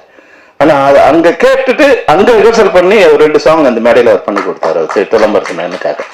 அப்புறம் டிஆர் சார் பேசினார். அப்போ வந்து ரோஜாவுக்கு சின்ன ஒரு 2-3 வழக்கெல்லாம் இருக்கு சார். ஒரு 15 நிமிஷம் பேசினார், அவ்வளோதான். இந்த இன்னைக்கு வாழ்நாள் முழுக்க வந்து நாங்க தைரியத்தோட இருக்கிறது வந்து அன்னைக்கு டிஆர் கொடுத்த அந்த ஊக்கம் இருக்கு இல்லையா, அந்த தைரியம், அதுதான் வந்து அப்படியே வந்து எங்களுக்கு ஒரு மிகப்பெரிய இது கொடுத்தது. அந்த ஃபங்க்ஷனே வந்து வேற மாதிரி ஒரு ஃபங்க்ஷனா உருமாறி ஒரு நல்ல ஃபங்க்ஷனா மாறிச்சு. அதான் வந்து பாராட்டுறதுல வந்து டிராஜர் சாருக்கு இணையா நான் இந்தியாவில் யாரையும் பார்த்ததில்லை. அவ்வளவு மிகச்சிறந்த பாராட்டுகள். ஒருத்தர் பாராட்டுறதுக்கு ஒரு மனசு வேணும், சும்மா வந்து நடிக்கிறதுலாம் இல்லை. அந்த அவங்க பிளான் பண்ணி வர்றதில்லை. இப்ப எங்களால அவருக்கு ஒன்றும் ஆக போறது கிடையாது. அந்த மேடையில நின்று ஒரு 15 நிமிஷம் அப்படியே காட்டாறு மாதிரி வந்து அந்த சரளமா பேசிட்டா இருக்காரு வாழ்நாள் முழுக்க. இன்னைக்கு கூட நான் வந்து ரோஜா சொன்னாங்க, அவங்க வந்து இதுல இருக்காங்க, நாங்க நீங்க மறக்காம போயிட்டு வந்துருங்க. நாங்க இல்லம்மா நான் நேத்தே சொல்லிட்டேன் போயிட்டு வரும்போது. இப்போ நளினி சொன்னாங்க இல்லையா என்னுடைய தகப்பன் சாமின்னு, நம்ம படத்துல 40 வருஷம் முன்னாடி ஒரு நடிச்ச ஒரு அம்மா வந்து இன்னைக்கு வந்து இன்னைக்கும் அந்த நன்றியோடு இருக்காங்க. படத்துல நடிச்ச எல்லா ஹீரோயின்ஸும் அவர் மேல ஒரு மரியாதையோட அன்போடு இருக்காங்கன்னா 2 விஷயம். ஒண்ணு அந்த படத்துல அவங்களுக்கு வாழ்க்கை உருமாறி இருக்கும். ஒரு சாதாரணமா நான் நளினிமா வந்து எங்க ஊருக்கு நீங்க வந்து ஷூட்டிங் வந்திருக்கீங்க, அப்ப ஹீரோயின் ஆகல, வேற ஏதோ ப்ரோக்ராம் வந்து தமிழ் ஒரு சாங் ஒண்ணு பண்றதுக்காக வந்திருக்கு. அப்போ உங்களை அப்ப ராணின்னு கூப்பிட்டு இருந்தாங்க. அப்ப பார்த்தேன் அன்னைக்கு 43 வருஷம் கழிச்சு கூட நீங்க மேடையில கண்கலங்கி என்னோட தகப்பன் சாமி என்னோட நல்லது கட்டது இருக்காங்கன்னா அதை ஒரு டைரக்டருங்கிறது அத்தோட முடிஞ்சில்ல. அந்த படத்துல நடிச்ச எல்லாரோடையும் 40 வருஷம் கழிச்சு அந்த உறவோடவும் அந்த நட்போடும் இருக்கிறதுக்கு சாதாரண விஷயம் கிடையாது. அந்த வகையில தான் டிஆர் இன்னைக்கும் வந்து அந்த உயிரோட இருக்காரு. அவர் உள்ள வரும்போது கேமராஸ் இன்னைக்கும் வந்து படம் வெற்றி அடையுது தோல்வி அடையுது அதை பத்தி எதுவுமே இல்லை. ஆனா படம் பார்க்கும்போது இது போல ஒரு கதை, திரைக்கதை, வசனம், டைரக்ஷனு, இசை, ஒளிப்பதிவு, எடிட்டிங்கு, ஆர்ட் டைரக்ஷனு, சினிமாவில் வந்து 24 கிராஃப்ட் பண்ண ஒரே கலைஞன் வந்து டிஆர் தான் இருப்பான்னு நினைக்கிறேன். உண்மையில வந்து இது சாதாரண விஷயம் இல்லை. அது எங்கேயோ ஒருத்தருக்கு மிளக்கக்கூடிய விஷயம் தான், யாரோ ஒருத்தருக்கு தான் நடக்கும். அது டிஆர் சாருக்கு நடந்திருக்கு. இந்த படம் நிச்சயமா தமிழ் சினிமாவில் மிகப்பெரிய ஒரு வெற்றி அடையும். ஏன்னா எனக்கு இன்னொருத்தர் அவரை நான் வந்து வேற ஒரு சந்தர்ப்பத்தில், ஏன்னா இதெல்லாம் அவங்களுக்கு தெரியாது, நான் வந்து இயக்குனராக இருந்து தயாரிப்பாளராக மாறுறேன். நான் செம்பருத்தின்னு ஒரு படம் பண்றேன். அப்போ தெரியாது அது இந்த இண்டஸ்ட்ரி எப்படி இருக்கும்னா ஒருத்தர் மாட்டினானா அவனை வந்து காலி பண்ணிட்டான்.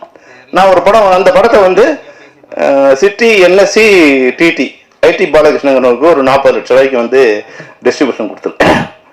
எம்ஜி போட்டு டிஸ்ட்ரிபியூஷன் கொடுத்துருக்கேன். அது டிஸ்ட்ரிபியூஷனாக மாற்றணுங்கிறாங்க. முன்னிட்டு படம் கலெக்ட் ஆகல, எனக்கு வந்து நீங்க ரிட்டர்ன் கொடுக்கணும். 40 லட்சத்துல 4 லட்சம் கமிஷன் இது பப்ளிசிட்டி எடுத்துக்கிட்டு 36 லட்சம் எனக்கு கொடுத்துருக்காரு. 6 லட்சம் ரூபாய் நீங்க ரிட்டர்ன் பண்ணணுங்கிறாங்க. நான் அடுத்த படம் பண்ணும்போது எனக்கு வந்து ஒரு ரெட் மாதிரி செக் வச்சிருக்காங்க. அப்ப சிந்தாமணி முருகன் சார் வந்து பிரசிடண்டா இருக்காரு. உண்மையிலே எனக்கு அவர் நல்லதான் பண்ணார். அப்போ உங்களுக்கு இதுக்கு வர சொன்னேன். அப்போ சார் அங்க இருக்காரு. சார் வந்து சாதாரண வேற இதுக்கு வந்தாரு. என்ன பிரச்சனைன்னாரு. சார் இது மாதிரி பிரச்சனை இருக்குன்னு உடனே ஒரே வார்த்தை சொன்னார், யோ ஒரு கலைஞனை ஏமாத்தாத நீ உடுப்பட மாட்டான்னாரு. பாலகிருஷ்ணன் உட்கார்ந்துருக்காரு, ஞாபகம் இருக்கா இல்லையான்னு தெரியாது. அவர் சொன்னாரு, எங்க வீட்டு வேலைனும் செம்பருத்தியும் ஒரே நாள் ரிலீஸ் ஆச்சு. என் படம் ஒரு தேட்டர்ல வந்து 2 to 2 வரைக்கும் கலெக்ட் ஆச்சு. அது செம்பருத்தி வந்து 5 ரூபா பக்கம் கம்மியாக கலெக்டா இருக்கும், 10 ரூபா அதிகமாக கலெக்டா இருக்கும். அந்த இடத்த பொறுத்து மாசம் இருக்கிற இடத்துல செம்பருத்தி அதிகமா இருக்கும், லேடிஸ் இருக்கிற இடத்துல செம்பருத்தி கரெக்டா இருக்கும். எனக்கு வந்து சென்னையும் டிடியும் செங்கல்பட்டும் 2.25 கோடி ரூபாய் கலெக்ட் ஆயிருக்கு. அது செம்பருத்தி வந்து 1-2 கோடி கலெக்ட் பண்ணிருக்கணும், 2.5 கோடி கலெக்ட் பண்ணிருக்கோம். ஆனா அவங்க கொடுத்தது 30 ரூபா தான் கலெக்ட் பண்ணிருக்கணும் கொடுத்தாரு. அப்ப சொன்னாரு, நீ இந்த பையனை ஏமாத்தினு அவங்க வாட்டில் உருப்பட மாட்டேன்னாரு. அந்த சாரம் அப்படியே வந்து முடிஞ்சு அந்த ஒரு 1 year 2 year நான் சொன்னேன், சார் என்ன இதுல ரிலீவ் பண்ணிடுங்க, இவரு நான் கொடுக்கணுமா இப்பயே கொடுத்து முடிச்சிருங்க, ஏன்னா இந்த ஆள் மூஞ்சில நான் இனிமே முடிக்க விரும்பல சார்னு. சிந்தான ஒரு சரி நானா அவனுக்கு ஹெல்ப் பண்ணார். அப்படிலாம் இல்லை, ரிட்டர்ன் நான் கொடுக்க வேண்டியதில்லை, இந்த படம் வரவு இல்லை செலவு இல்லைன்னு படத்தை முடிச்சு என்னை அதுல இருந்து ரிலீவ் பண்ணார். ஆனா டிஆர் சார் சொன்ன வார்த்தை அது தப்பா சொல்ல விரும்பல. ஒரு 2 years கழிச்சு அவர் வந்து வேற ஏதோ விபத்துலயும் உடம்பு சொல்லியும் இறந்து போயிட்டார். அப்போ அந்த கலைஞர் வந்து எனக்கு வந்து அதுக்கு முன்னாடி அவர் எனக்கு பழக்கம் இல்லை, எந்த இதுவும் இல்லை. ஆனா ஒரு நியாயம் தெரிஞ்ச அந்த நியாயத்துக்கு அன்னைக்கு வந்து ஐடி பாலகிருஷ்ணன் வந்து மிகப்பெரிய டிஸ்ட்ரிபியூட்டர். அவர் தான் வந்து புலன் விசாரணை என்எஸ்சியோட மிகப்பெரிய, இன்னைக்கு எப்படி வந்து ரெட் ஜெயிண்ட் அது மாதிரி இருக்கோ அது மாதிரி அன்னைக்கு வந்து என்எஸ்சியோட மிகப்பெரிய டிஸ்ட்ரிபியூட்டர் வந்து ஐடி பாலகிருஷ்ணன் இருந்துட்டாங்க. அவர் என் படம் ரிலீஸ் பண்ணல அதெல்லாம் வேற விஷயம். இது நியாயம், இந்த பையன் இது மாதிரி. அப்போ நியாயத்தை பேசுறோம். அதனாலதான் 45 வருஷம் 50 வருஷம் ஆனாலும் இன்னைக்கும் வந்து டிஆர் சாருக்கு வந்து இந்த இண்டஸ்ட்ரியில மிகப்பெரிய ஒரு வேல்யூ இருக்குன்னா அதுதான் காரணமா நான் நினைக்கிறேன். ஒரு நல்ல கலைஞன், ஒரு நல்ல மனிதன். அந்த மனிதனோட படம் வந்து இன்னைக்கு வந்து ரிலீஸ் ஆயிருக்கு. இது நான் சொல்லி அந்த படம் வந்து இது பண்ண வேண்டிய அவசியம் இல்லை. ஏன்னா அந்த படத்தை ஆட்டோமேட்டிக்காக படம் பார்த்த உடனே எழுந்து ஆட தோன்ற அளவுக்கு அந்த படம் வந்து அது சக்தியோடு இருக்கு. இந்த படம் மிகப்பெரிய வெற்றியடையும். இந்த மேடையில் என்னை கூப்பிட்டு அதை வந்து பேச வந்தது என்ன எப்படி என்னை கூப்பிட்டாரு எனக்கு தெரியாது. ஏன்னா அவரு எந்த வகையில் என்ன அழிச்சான்னு தெரியாது. ஆனால் எனக்கு ஒரு சந்தர்ப்பம் ராதாரவி சார் இருக்கிற மேடையில், விக்ரம் சார் இருக்கிற மேடையில் நானும் வந்து நின்று ஒரு கெஸ்டாக இருந்தேன். ஆனால் ராதாரவி சொன்ன மாதிரி ராதாரவி சார் என்னை அசிஸ்டன்ட் டைரக்டராக இருக்கும்போது ஒரு மனிதனாக ட்ரீட் பண்ணவர். அவர் சொன்னார் இல்லையா, ஒரு படம் ஆரம்பித்து 2 நாள் ஷூட்டிங் முடிச்சிட்டோம். நான் செம்பருத்தியோட ப்ரொடியூசர், நான் செம்பருத்தி ஷூட்டிங் முடித்து வைஜாக் போயிட்டோம். வைஜாக் போன பிறகு வந்து இங்கே சாருக்கு வந்து உடம்பு சரியில்லை அப்படின்னு நான் சொன்னேன், மாற்றிக்கலாம். ஏன்னா 2 நாள் தான் நடிச்சிருக்காரு, மாற்றிக்கலாம், வேற யாரும் மாற்றிக்கலாம்னா நோ அவர் 30 நாளில் வந்துடுவார். 30 நாளில் 3 மாதம் ஆனாலும் அவர் வந்த பிறகு தான் ஷூட்டிங் பண்ணணும். அப்புறம் அவன் வந்து உடம்புலாம் சரியாகி மறுபடியும் வந்த பிறகு தான் வந்து போய் ஷூட்டு மறுபடியும் அவருக்காக வந்து வைஜாக் அவுட்டோர் போயிட்டு அந்த படத்தை முடித்தோம். ஏன்னா அவர் நான் சாதாரணமாக ஒரு அசிஸ்டன்ட் டைரக்டராக இருக்கும்போது அதுதான் நான் சொல்றது. நிறைய பேருக்கு என்னன்னா, நீ வெற்றி வரும்போது ஒருத்தருக்கு சலம் போடாத. நீ அவனை மனிதனா இருக்கும்போதே சாதாரணமா இருக்கும்போதே நீ வந்து அவனுக்கு ட்ரீட்மெண்ட் அவன் மாதிரி கொடுத்தினா அவன் எந்த காலகட்டத்தில் மறக்க மாட்டான். நான் இன்னைக்கு 40 வருஷம் ஆச்சு நான் இண்டஸ்ட்ரியில வந்து ஒரு 10 பேர் நான் வந்து அவங்க எந்த நிலையில இருந்தாலும் நான் வந்து அவங்க வரும்போது எழுந்து நிற்பேன். ஏன்னா நான் அசிஸ்டன்ட் டைரக்டரா இருக்கும்போது அவங்க என்ன மனிதனா ட்ரீட் பண்ணாங்க. நான் டைரக்டர் ஆன பிறகு இல்லை, டைரக்டர் ஆன பிறகு என்னை பார்த்து விஷ் பண்றவங்களுக்கு நான் வருவோம், அந்த கவுண்டர் இருக்கும், மரியாதை கொடுக்கறதுங்கிறது வேற. ஆனா என்னோட ஸ்டேட்டஸோ என்னோட வெற்றியோ இல்லாம என்ன மனிதனாக பார்த்து என்ன மரியாதை கொடுத்தவங்களுக்கு நான் இன்னைக்கு மரியாதை கொடுத்துட்டே இருக்கேன். அது போல ஒரு யாராவது நீங்க வந்து வாழ்க்கையில வரணும்னு நினைக்கிறவங்களுக்கு இது வந்து ஒரு பாடம். மனிதர்களை மனிதராக ட்ரீட் பண்ணுங்க, நிச்சயமா உங்களை வாழ்நாள் முழுக்க அவங்களும் மனிதராக ட்ரீட் பண்ணுவாங்க. அதுதான் இந்த நேரத்துல நான் வந்து TR சார் மூலமா இது வந்து ஒரு விஷயத்தை உங்களோட ஷேர் பண்ண விரும்புறேன். இந்த படம் நிச்சயமாக தமிழ் சினிமாவில் 83ல பண்ண சாதனையை 2026லும் பண்ணுங்க வாழ்த்தி விடைபெறுகிறேன். நன்றி, வணக்கம். வணக்கம். நான் அதிகமா என்ன பேசுறதுன்னு என்னைக்கு யோசிச்சதே இல்லை. மேடைக்கு பக்கத்தில் வந்தா பேச்சு வரும். இன்னைக்கு கொஞ்சம் நான் என்ன கலகலப்பா ஆக்க வேண்டிய இடத்துல சில பேர் கலங்க வச்சிருக்காங்க. இன்னைக்கு உண்மையிலே என்னை கலங்க வைத்த என் திரை உலகத்தின் என்னுடைய சக நண்பர்கள், சக தோழர்கள், என்னோட படத்துல பணியாற்றின, படத்துல தான் வில்லன், நிஜ வாழ்க்கையில் என்னோட நண்பன், என்னோட தோழன் ராதாரவி. அதே மாதிரி என் படத்தில் உயிருள்ள ஒரு விஷாவில் உயிருள்ள ஒரு விஷயம் டைட்டில் வச்சேன். ஆனா படத்துக்கு உயிர் கொடுத்த ஒரு நாயகி. அதுக்கு மேல எனக்கு வார்த்தை கிடையாது. அப்படிப்பட்ட ஒரு பெண்ணு. அந்த அம்மா வந்து பேசுனது கொஞ்சம் என்ன டிஸ்டர்ப் பண்ணிடுச்சு. ஏன்னா என்ன சாமிக்கு மில்ல சொன்னிச்சு, தகப்பன் சாமின்னு. மனிதன் வந்து குணத்தால தான் தெய்வமாக முடியும். God is great. இறைவனை மீறி இந்த உலகத்தில் எதுவுமே இல்லை. அந்த என்னால இறைவனுடைய இடத்துக்கெல்லாம் போக முடியுமாங்கிறது அந்த இடத்துல தான் நான் ஃபீல் பண்ணேன். அதனால நல்லி வந்ததுல ரொம்ப சந்தோஷம். அதே மாதிரி நான் விக்ரமன் கூப்பிடுறேன்னு சொல்லிட்டு இந்த மேடையில வந்து என்னுடைய PRO-வா ஒரு உயிர்நுழைச்ச படத்தின் ஒரிஜினல் PRO என்னுடைய என்னால் உருவாக்கப்பட்ட என் அன்பு தம்பி VP மணிக்கு கூட நான் ஒரு பொண்ணோட போத்தணும்னு நினைக்கக்கூடிய அளவுக்கு ஒரு அற்புதமான ஒரு கரவர். என்ன ஒரு PRO-க்கு அப்படின்னா, அதாவது PRO தான் என் மெயின். ஒரு பூவோட வாசத்தை வெளியில போய் சொல்றது தென்றல். அது மாதிரி ஒரு இயக்குனரை பத்தி, ஒரு தயாரிப்பாளரை பத்தி, ஒரு கலைஞனை பத்தி வெளியில போய் எடுத்து சொல்றது ஒரு PRO தான். ப்ரொடியூசர் எப்படி ஒரு முக்கியமோ, ப்ரொடியூசர் PRODUCER ப்ரொடியூசர் போடுற மாதிரி அந்த ப்ரொடியூசருக்கு முன்னாடி இருக்கிறதே PRO தான். ஒரு ப்ரொடியூசரையும் ஒரு இயக்குனரையும் ஒரு கலைஞனையும் ஒரு கதாநாயகனும் தன்னை எல்லாரையும் தூக்கி நிறுத்துறதே PRO தான். அந்த PRO என்னோட PRO VP மணியோட அசிஸ்டன்ட்ங்கிறதுக்காக தான் கோவிந்தராஜ் என்ற ஒரு பையன் வந்து என்னோட பணியாற்ற பையன், அவன் கூப்பிட்டுருந்தேன். அந்த பையன் வந்து ஒரு கோயில் வந்து கும்பாபிஷேகம் பண்றதுக்கு அவங்க ஊர்ல, சொந்த ஊர்ல 7ஆம் தேதி கும்பாபிஷேகம் போறாரு. நான் இந்த மாதிரி கும்பாபிஷேகத்துக்கு போற இந்த நேரத்தில் என்ன பண்றது? நான் இதே வேற விஷயத்துக்கு வெளியூர் போறேன்னு ஒரு ஆள் சொல்லி இருந்தா, இல்ல கோவப்படுற பழைய டி ராஜேந்திரன் சிரிக்கிற அந்த ராஜேந்திரன் எங்கேயோ போயிட்டான். அவன் அமெரிக்கா போய் அவனை செல்லமணி சொல்றாரு, ராஜாரவி சொல்றாரு, அந்த ராஜேந்திரன் இனிமே பார்க்க முடியாது. நான் வருத்தப்படுவேன், ஆதங்கப்படுவேன். ஆனா நான் வருத்தப்படல, ஆதங்கப்படல. ஒரு கும்பாபிஷேகத்துக்காக, ஒரு கோயிலோட விஷயத்துக்காக போகுள்ள அந்த இறைவனை நினைத்தவன் போறான். நான் சாதாரண மனிதன், போயிட்டு வரட்டும் அப்படின்னு நினைச்சிட்டேன். ஆனா எனக்கு இந்த ஃபங்க்ஷன் நடத்துறதுக்கு யாரை கூப்பிடுறது அப்படின்னு சொல்லிட்டு அவரோட உதவியில சொன்ன. அப்ப நான் சொன்னேன், நீ உன்னோட உதவியாளர் நீ நினைக்கிற, என்னுடைய பிஆர்ஓ விபி மணியோட உதவியாளர் ஒன்னு கூப்பிட்டேன். நீ உன்னோட உதவியாளர் உதவின்னு ஒரு பையன் அனுப்புறன்ற. பழைய ராஜேந்திரா இருந்தா வேற மாதிரி இருக்கும். ஆனா நீ இப்ப சொல்ற, வேணாம் என்ன விட்டுரு. நான் எனக்கு தெரிஞ்ச அத்தனை பிஆர்ஓ இருக்காங்க. பிஆர்ஓ யூனியன்ல இருக்கக்கூடிய அத்தனை பேருக்கும் என்னுடைய நன்றி. எல்லாரோடையும் எனக்கு ஒரு கார்டியல் ரிலேஷன்ஷிப் உண்டு. அப்படி இருக்குள்ள என்னோட மனசுல பெரிய இடத்தை பிடிச்ச பிலிம்னிஸ் ஆனந்தன் ஒரு மறைஞ்சிட்டாரு. அவருடைய சாதனையை யாராலையுமே செய்ய முடியாது சார். இந்த மேடையில ஏன் இதை பதிவு பண்றேன்னா, இன்னைக்கு ஒரு உயிருள்ள சொன்ன ஒரு படம் 1983 மார்ச் 4 நான் டேட் வரைக்கும் சொல்றேன். ஏன்னு கேட்டாக்கா, இதை சொல்லி அப்படியே டைவர்ட் ஆயிடும். நான் எம்ஏ ஹிஸ்டரி ஸ்டூடெண்ட், ஒரு gold medal student, BA gold medal. நான் எல்லாரும் என்னென்னமோ சொல்றாங்க. ராதாரவியை கேளுங்க, என்னைக்காவது டயலாக் பேப்பரை எடுத்து டயலாக படிச்சு நான் பார்த்து டயலாக் சொன்னு சொல்லுங்க.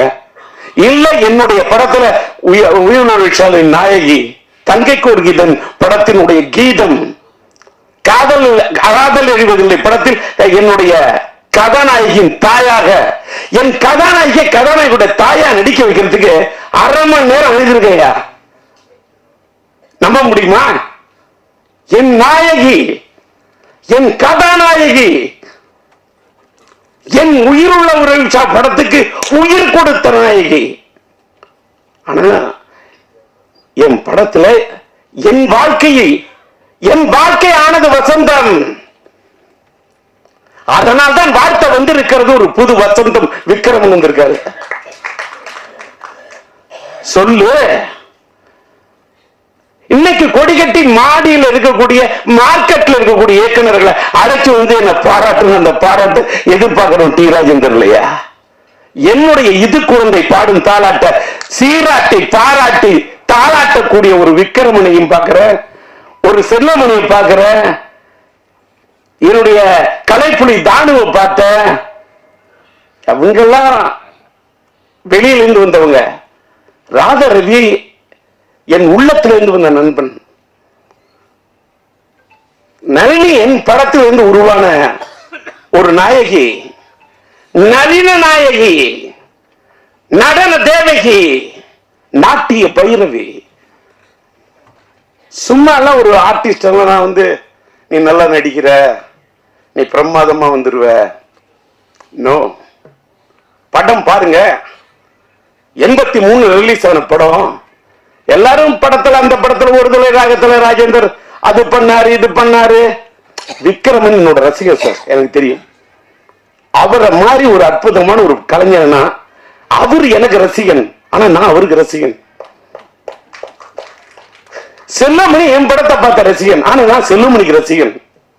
நான் இன்னைக்கு என்னோட பையனோட விண்ணை தாண்டி வருவாய படத்தை பார்த்துட்டு இப்படி ஒரு காதல் கதையை நான் எடுக்கலையே, கௌதம் மேனன் இப்படி ஒரு படம் பண்ணிருக்காருன்னு சொல்லிட்டு அப்படியே எனக்குள்ள ஒரு பெரிய தாக்கத்தை ஏற்படுத்தின மாதிரி என் மனசுல ஒரு பெரிய தாக்கத்தை எடுத்து இன்னொரு லவ் ஸ்டோரி செம்பருத்தியா. எனக்கு அன்னைக்கே செல்லுமணி பிடிக்கும். கேப்டன் எனக்கு விஜயகாந்த் சார் ரொம்ப பிடிக்கும். அது செல்லுமணி போல உள்ளவங்கள நாங்க 2 பேரும் பெரிய நண்பர். நான் இங்க கலைப்புலி தானி சொல்றாரு, அத நம்ம விஜயகாந்த் சாருக்கு வந்து நான் மியூசிக் பண்றேன்னு பாடல்கள் எழுதி இசையமைக்கணும்னு சொன்னா அந்த படத்துக்கு நான் இசையமைச்சதுக்கு காரணம் தானு கிடையாதுயா, படத்தின் தயாரிப்பாளர் தானு. ஆனா விஜயகாந்த் சொல்றாரு எனக்கு ராஜேந்தர் வேணும், எனக்கு ராஜேந்தரோட பாட்டு வேணும், என்னோட ராஜேந்தருடைய அந்த மியூசிக் எனக்கு வேணும், நான் அதுல ஆடணும், நான் பாடணும் அப்படின்னு என்ன நேசிச்ச ஒரு கலைஞன், ஒரு கேப்டன். நாங்க 2 பேரும் நண்பன், எப்பயுமே ரொம்ப நட்பு இருக்க கூடாது. அது கண்ணடி பட்ட மாதிரி கல்லடி முன்னடியில் கூட தப்பு எல்லாம் கண்ணடியில் பார்த்தோம்னா எங்க 2 பேருக்கு அப்படி ஒரு நட்பு இருந்தது. அது ராதாரவிக்கு தெரியும். விஜயகாந்துக்காக வச்சக்கூறி தப்பாது, இந்த புலி தோக்காது அப்படின்னு இந்த பாட்டு வரிய பாடுற தானுக்கு சந்தோஷம். அதை விட விஜயகாந்த் என்ன கட்டி பிடிச்சு தூக்கிட்டாரு.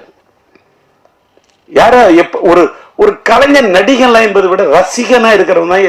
இன்னைக்கு நான் டி ராஜேந்திரன் ஒரு பெரிய கலைஞன் எல்லாம் சொல்றாரு, நான் பெரிய கலைஞன் என்பதை விட நான் ரசிகன், நான் அற்புதமான ரசிகன். ராதாரவியை பிடிக்கிறத விட நான் மறைந்து விட்ட நடிகவேல் MR ராதாவுடைய பெரிய ரசிகன்.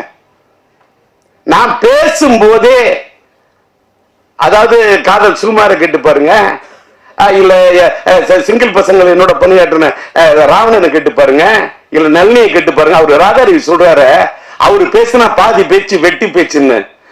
நான் அவரு பேசி வெட்டி பேச்சு, என் பேச்சு வெட்டு ஒண்ணு துண்டு பேச்சு. டி ராஜேந்தர் வெட்டி பேச்சு இருக்காது, வெட்டி பேசுற பேச்சு இருக்கும். யாராவது பேசுன கட்டக்கு கட்டக்கு கட்டக்கு கட்டக்கு மட்டக்குன்னு எடுத்து எழுதி வச்சு படிக்கிறத பழக்கமே இல்லை. அப்படி பேசக்கூடிய எனக்கு இந்த படம், நான் உயிரிழு ரிக்ஷா படத்தை ரீரிலீஸ் பண்ணோன்னு இன்னைக்கு இருக்கக்கூடியவர்கள் எல்லாம், இருக்கக்கூடிய டைரக்டர்ஸ் எல்லாம் கூப்பிட்டு எனக்கு அந்த மார்க்கெட் என்னக்கெல்லாம் இனிமேல்கள் வெளிச்சம் போட்டு, அவங்க வெளிச்சம் போட்டு இவங்க வெளிச்சம் போட்டு எனக்கு பேரு புகழ் பூமாலை பாமாலை இதெல்லாம் நான் விரும்புற இடத்துல இல்ல. அதெல்லாம் நான் தாண்டிட்டேன். நான் எல்லா ஸ்டேஜையும் பார்த்துட்டேன்.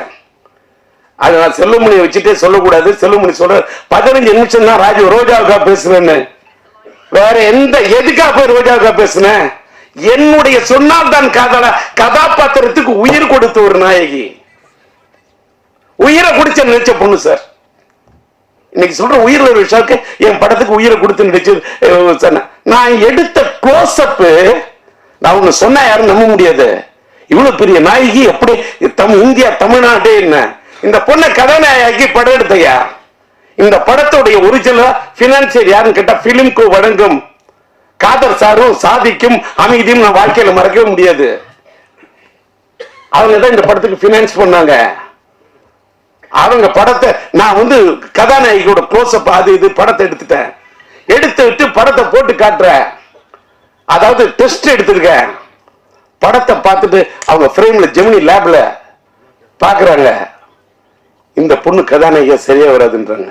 ஏன் வராதுன்னு கேட்டேன். நான் நல்லி வச்சுட்டு சொல்லக்கூடாது, சொன்னா கூட அந்த பொண்ணோட மனசு புண்பற்ற கூடாது. ஆனால் இதை நான் பதிவு பண்ணும். ஏன் பதிவு பண்றேன்னு இந்த உலகத்துல எல்லாருமே கத்துக்கணும். ரொம்ப மூஞ்சி நீட்டா இருக்கு, இது சினிமாவுக்கு சரியா. வேற ஒரு வார்த்தை சொன்னாங்க, அதையும் கூட சொல்லக்கூடாது. நான் சொல்றேன், குதிரை மூஞ்சின்னா என்னையா குதிரை மூஞ்சி? பினான்சியர்ட்ட பேசுற ஒருத்தன், என்ன குதிரை மூஞ்சி? உனக்கு தெரியுமா குதிரையோட அருமை? சூரியன் என்ன உனக்கு தெரியுமா? சந்திரன் என்ன உனக்கு தெரியுமா? செவ்வாய் என்ன உனக்கு தெரியுமா? புதன் வித்தைக்காரன் தெரியுமா? வியாழன் குரு பிரகஸ்பதி உனக்கு தெரியுமா? வெள்ளி சுக்கிரன் உனக்கு தெரியுமா? சனி உனக்கு தெரியுமா? ராகு உனக்கு தெரியுமா? கேது உனக்கு தெரியுமா? ராகுவை போல் கொடுப்பான் இல்லை, கேதுவை போல் கெடுப்பான் இல்லை. 488 பாட்டு படிப்பேன். குதிரன் என்ன சுக்கிரன்? அதாய சினிமா. இந்த பொண்ணு தமிழ் திரையுலகத்துல இந்திய திரையுலகத்தை கலக்குவாயா? அவ தாயா ராணி இல்லையா? இந்த பொண்ணு தாயா நளினி இல்ல. இப்படி இருக்கு அப்படின்னா இப்ப பாத்தீங்கல்ல, வெயிட் பண்ணுங்க, எனக்கு ஒரு 2 நாள் டைம் கொடுங்க. இதே ரஷ்யா உங்களை கூப்பிட்ட நளினிய யாரும் நம்ப மாட்டீங்க. ராதாரி சொன்னா பார்த்தீங்களா, காருக்கு இவ்வளவு ரூபா செலவு பண்ணணும், உடனே காரை செலவு பண்ணி கொடுத்தாருன்னு. படையெடுக்குள்ள இன்ன வரைக்கும் நான் செலவை பார்த்ததே இல்லை. என் சிந்தனைக்கு கொடுத்த மரியாதை நான் பணத்துக்கு கொடுத்ததே இல்லையா. இந்த உலக கடவுளே நேரில் வந்து நின்னாலும் பணம் எனக்கு டோன்ட் கேர் செகண்ட். நான் பணத்துக்காக வாழ்ந்ததே இல்லை, இப்பவும் வாழல. இப்ப கூட உயிர் ஒரு விஷயம் எடுத்துட்டு நான் வந்து அப்படியே இதுல சம்பாதிச்சு அதுக்கெல்லாம் இல்லையா. போன 2 நாள் எதுக்கு சொல்ல வரேன்னா, காருக்கு செலவு பண்ண என் கதாநாயகி நான் செலவு பண்ண எப்படின்னு சொல்றேன். நான் தானே தயாரிப்பாளர் தஞ்சை சினியாச்சு சொன்ன, யாரும் நம்ப மாட்டீங்க. 4000 அடி பிலிம் வாங்கின அந்த காலத்துல. 4000 அடி பிலிமையும் இந்த பொண்ணை கூப்பிட்டேன். நீட்டு ஃபேஸ் தானே சொன்னான். இத நீட்டு ஃபேஸா எப்படி ஆக்கணும்னு எனக்கு தெரியும். இத இந்த முகத்தை, இந்த மலர்ந்த முகத்தை எப்படி மலராக்கணும் எனக்கு தெரியும். இந்த இதழ் விரித்த இந்த மலரை எப்படி ஒரு சிரித்த மலராக ஆக்கணும்னு எனக்கு தெரியும். என்ன நான் நம்பல, நான் நம்பும் கடவுளை நம்புறேன். அவங்க சொன்ன பாரு, குதிரைன்னு அது வெள்ளி. இந்த பொண்ணை கதாநாயகனாக்குனா இது எனக்கு தருண்டா புகழ அள்ளி, இது தருண்டா எனக்கு பணத்தை அள்ளி எப்படின்னு என்று மனசுக்கு எனக்குள்ளேயே சொல்லி சொல்லி, நான் நல்லிமா என்ன பண்ற, இந்த முடிய வந்து அப்படியே விரிச்சு விடுறா, ஃபுல்லா அப்படியே ஹேரை விரிச்சு விட்டுரு, அப்படியே வச்சு பேக் லைட்ல வச்சு கொளுத்துறேன். அப்படியே பேக் லைட், அந்த பேக் லைட் அதான் என் கதானியோட ஹைலைட். பேக் லைட், அந்த பேக் லைட்டுக்கு முன்னாடி என் கதாநாயகியோட முகம் பிரைட் லைட் வச்சு எடுத்தேன். 4000 அடி. அந்த காலத்துல அந்த 4000 அடி பிலிம் என்ன செலவாகும் எடுத்தேன். ஜெமினி லேப்ல போய் உட்கார்ந்த, அதுக்கு போய் உட்கார்ந்து அந்த காலத்துல கலரிங் பண்றதுக்கு இப்பெல்லாம் டிஐ பண்ணிட்டு ரஷ்யா ரெடி பண்ணிட்டு அவங்களை கூப்பிட்டேன். யாரு பார்த்துட்டு இந்த பொண்ணு கதாநாயக வேணான்னு சொன்னாங்க, அத்தனை பேரும் கை தட்டினாங்க. அத்தனை பேரும் என்னுடைய எதுக்கு இதை கூட சொல்றேன். உடனே மீடியா, என்னுடைய எல்லா மீடியா நண்பர்களுக்கும் என்னோட வணக்கம். உடனே நான் என்னடா டிஆர் இப்படி பேசுறாரு, என் திறமைக்காக இதை நான் சொல்லல, என்னுடைய திறமையின் இலக்கணத்துக்காக இதை நான் சொல்ல, இதை நான் தலைக்கணத்துக்காக நான் சொல்ல. இந்த உலகத்துல ஒண்ணே ஒண்ணு நீங்க தெரிஞ்சுக்கணும், வாழ்க்கையில யாரு எப்ப எப்படி வருவாங்க, கீழே இருக்கிறவங்க மேல வருவாங்க, மேல இருக்கிறவங்க கீழே போவாங்கிறது ஆண்டவனுக்கு மட்டும்தான் தெரியும். அடுத்த எவனுக்குமே தெரியாது. படம் எடுத்தவனுக்கு கூட தெரியாது. ஒரு படம் வெற்றியா இல்லையான்னு படம் எடுக்கிறவனுக்கு தெரியாதியா. படம் பார்க்கக்கூடிய ரசிகனுக்கு மட்டும்தான் தெரியும். ஏன்னு கேட்டா அந்த படம் பார்க்கக்கூடிய ரசிகன் மனசுக்குள்ள இருக்கிறவன் படைச்ச இறைவன் யா. அதனாலதான் மக்கள் தீர்ப்பே மகேசன் தீர்ப்புன்னு சொன்னான்.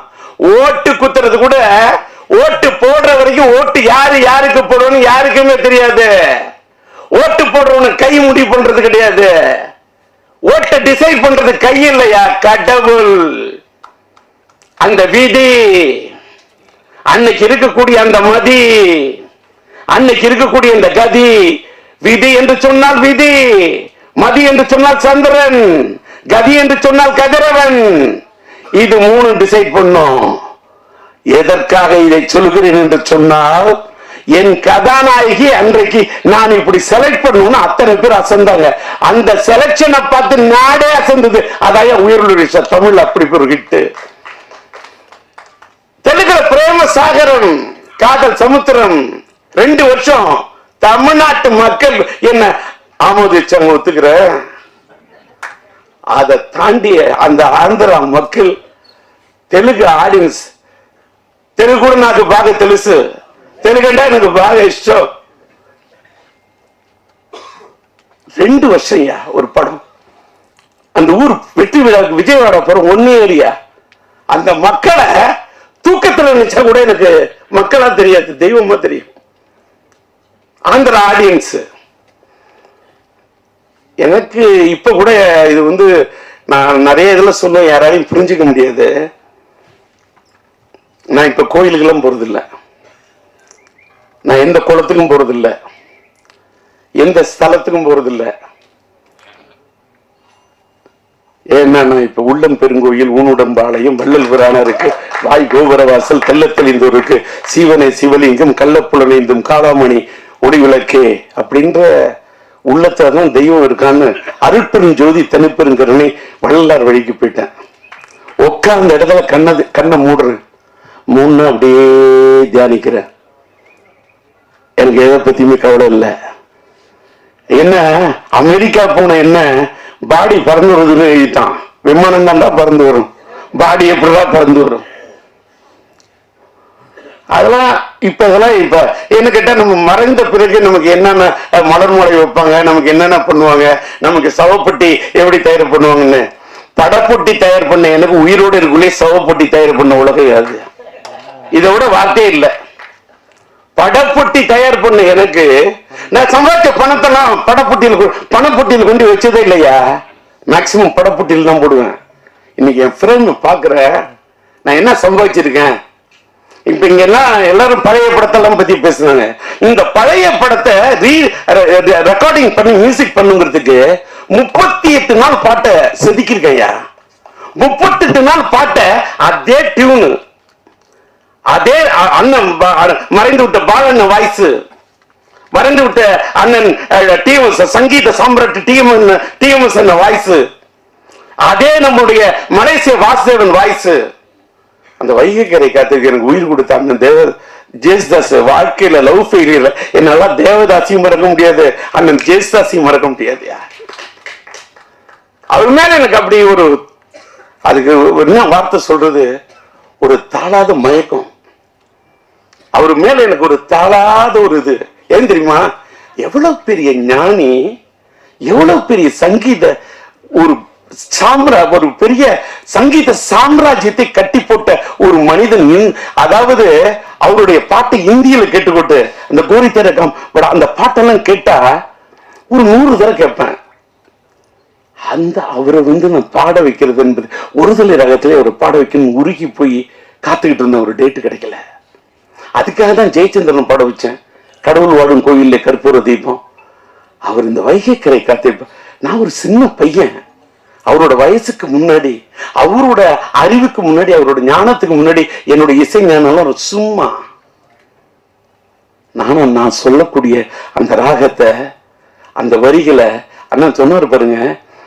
இவரு அழகா சொல்றாரு, விக்ரமன் சொன்னாரு, திருக்கோவில் வாசல் அது திறக்கவில்லை, தெருக்கோடி பூஜை அது நடக்கவில்லை, தேவதையை காண்பதற்கு வழி இல்லை. இது இப்படிலாம் வரி. கூண்டுக்குள்ளே அலைமோதும் காதல் கிளி அவள் பாவம், இப்படிலாம் வரும். காதலில் வாழும் கன்னி மனம் காவலில் வாடையில் கன்னி விடும். அங்க கன்னி மனம் 2 சுழி என்ன, அந்த காவலில் வாடையில் கன்னி விடும், அங்கேயும் 2 சுழி என்ன. ஆனா மீனிங் வேற. என்னோட படத்தோட எல்லா பாட்டையும் கேளியா, பாட்டோட வரிக்கு மீனிங் சொல்ற, எப்படி சொல்ற, அதை பார்த்துட்டு எடுத்து வச்சுட்டு இன்னைக்கு அதை பேசுறவங்களுக்கு எல்லாம் அத்தனை லட்சம் வியூஸ் கிடைக்குது, அத்தனை மில்லியன் வியூஸ் கிடைக்குது. எனக்கு அப்ப என்ன வியூஸ் கிடைக்கணும்? நான் இப்ப வியூஸையும் நம்புறது இல்லை, நியூஸையும் நம்புறது இல்லை. லைஃப் மாறிடுச்சு. இனிமேலுக்கா இந்த பேரு புகழ் இது எல்லாத்தையும் எடுத்துட்டு போனா எங்க போக முடியும்? மேலோகத்துக்கு போகும்போது எந்த பேரும் வராது, புகழும் வராது, எதுவுமே வராது. நம்ம சேர்த்து வச்ச புண்ணியம் தான் வரும். என்னைக்கு நான் சேர்த்து வச்ச புண்ணியம் தான் என் பையன் சிம்பு. நான் இன்னைக்கும் பேசுறேன் இத்தனை தெம்பு, அதுக்கு காரணம் என் பையன் சிம்பு. யாரு வேணாலும் என் மேல விட்டு பார்க்கட்டுமா அம்பு, யார் வேணுமாலும் பண்ணி பார்க்கட்டுமா வம்பு, யார் வேணுமாலும் சீவி பார்க்கட்டுமே கொம்பு, இல்ல முற்றத்துக்கு கொண்டு வரட்டுமே கொம்பு. என்கிட்ட இருக்குது தெம்பு. காரணம் நான் பெத்த புள்ள சிம்பு.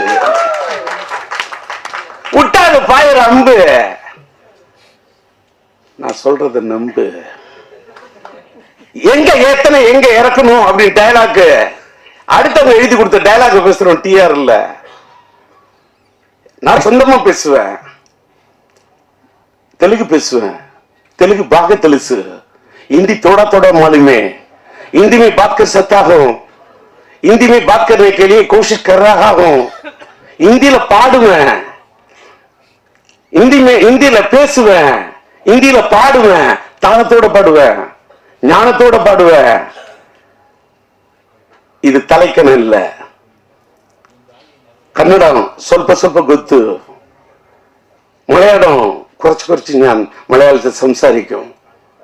எனக்கு எல்லா மொழியும் மதிப்பேன், மற்ற மொழிகளை மதிப்பேன், என் தாய்மொழியை துதிப்பேன்.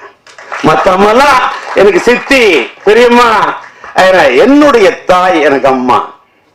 மற்றவங்க மாதிரிலாம் எங்க அம்மா தான் அம்மா. மற்ற மொழியெல்லாம் சும்மான்னு நான் சொல்லவே மாட்டேன். ஒவ்வொரு மொழியும் அவங்களுக்கு அம்மா. என் தாய் எனக்கு அம்மா. ரவி சொன்னார் பார்த்தீங்களா, உயிர் விஷ படத்தில் அவங்க அம்மா எப்படி மதிச்சாரு. என்ன அம்மா எனக்கு முக்கியம், அதே மாதிரி அவங்களுக்கு அவங்க அம்மா முக்கியம். இன்னைக்கு பாத்தீங்கன்னா மேடர் வந்து காதல் சுகுமாரன் மேடை ஏத்தணும்னு அவசியமே இல்லை. என் காதலில் நடிச்ச பையனை நான் மேடை கூப்பிடுறேன். இன்னைக்கு டி ராஜேந்திரன் சிங்கிள் பசங்கள்ல வந்து Z5 எனக்கு ஒரு பெரிய ஒரு மைலேஜ் கொடுத்தது. அதுல வந்து என்னையும் என் மகன் ஒரு பக்கம் டிஆர் ஒரு பக்கம் எஸ்டிஆர் நேசிய ராவணன் ஒரு பூங்கத்தை கொண்டு வந்துறான். அதுவே எனக்கு ஒரு வருத்தம் ஆயிடுச்சு. இந்த பூங்கத்தை வாங்கி பழைய ஆளா இருந்தா ஏன்டா இத்தனோண்டு பூங்கத்து வாங்கினீங்க, அந்த பையன் இவ்வளவு பெரிய பூங்கத்து வாங்கிட்டு வரான், என்னோட பூங்கத்தை விட அவனோட பூங்கத்து என்ன. ஆனா அவன் வாங்கின பூங்கத்து வாடிடும், ஆனா என்னோட மனசுங்கிற பூவால ஒண்ணு வாழ்த்துறேன்டா, இது வாடவே வாடாது. ஏன்னு கேட்டா ரோஜாவுக்கு போய் நான் பூமாலை போட்டு வாழ்த்திருந்தா கூட நிக்காது. அன்னைக்கு நம்ம சூப்பர் ஸ்டார் ரஜினி இந்த அவரை பத்தி பேசணும்னா நான் நிறைய பேசணும். சூப்பர் ஸ்டார் ரஜினி உட்கார்ந்து இருக்க அந்த மேடைக்கு இங்க போயிருக்கேன். அன்னைக்கு கூட ரோஜா வந்திருந்தாங்க அந்த அம்மா. அந்த அம்மா நான் பேசுறேன் அப்படி சிரிக்குது, அப்படி சந்தோஷப்படுது. பல பேர் மூஞ்சில ஆடுல இடி அடிக்குது, ஆனா அந்த பொண்ணு மட்டும் அப்படி சிரிக்குது. என்ன கள்ளங்கபடம் இல்லாத பொண்ணுயா. இந்த பொண்ணுங்களுக்கு கதாநாயகிகளுக்கு இருக்கக்கூடிய இந்த தன்மை இப்ப எல்லாம் சொன்னாங்க. ஏன் என்ன நல்லி அப்படின்னா ஒன்னு சொல்ற, யாரும் சொன்னா நம்ப மாட்டீங்க. என் படத்தில் நடிச்ச எல்லாருமே நல்லா இருக்கும்னு தான் நினைப்பேன். எல்லாருமே. அது ராதாரவி நம்புறாரோ இல்லையோ, ராதாரவி இந்த தேர்தலில் நிக்கிறீங்க, நீங்களும் ஒரு நண்பரும் நிக்கிறீங்க, நீ கும்பராசி, நீங்க வந்து ஒன்னு தோல்வியை சந்திக்க எழுதி வச்சுக்க, ரைட் இட் இந்த பேப்பர். சொன்னா இல்லையான்னு கேளுங்க. இத சொல்றதுனாலே நான் பல பேருக்கு கெட்டவன். பொய் உண்மையை மறைச்சு சொன்ன அத நல்லிமா உனக்கு இப்படி இருக்கு, நீ இந்த ராசி இந்த மேடையில சொல்ல மாட்ட, உடனே யாராவது போன் பண்ணி இதுதான் ஒரு ராசியா அப்படி நல்ல நேரத்துக்குள்ள பாராட்டிடுவான். கெட்ட நேரங்களும் என் கதாநாயகி ஏதாவது சொல்லிட கூடாது. என்னத்துக்கு இதை சொல்றேன்னா, கொஞ்சம் வாட்டர் கொடு.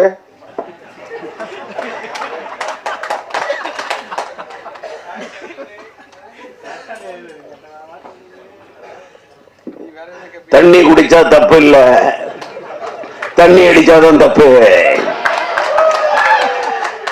ஓகே, ஏன்னா எம்மாரோட உடவ ரசிக.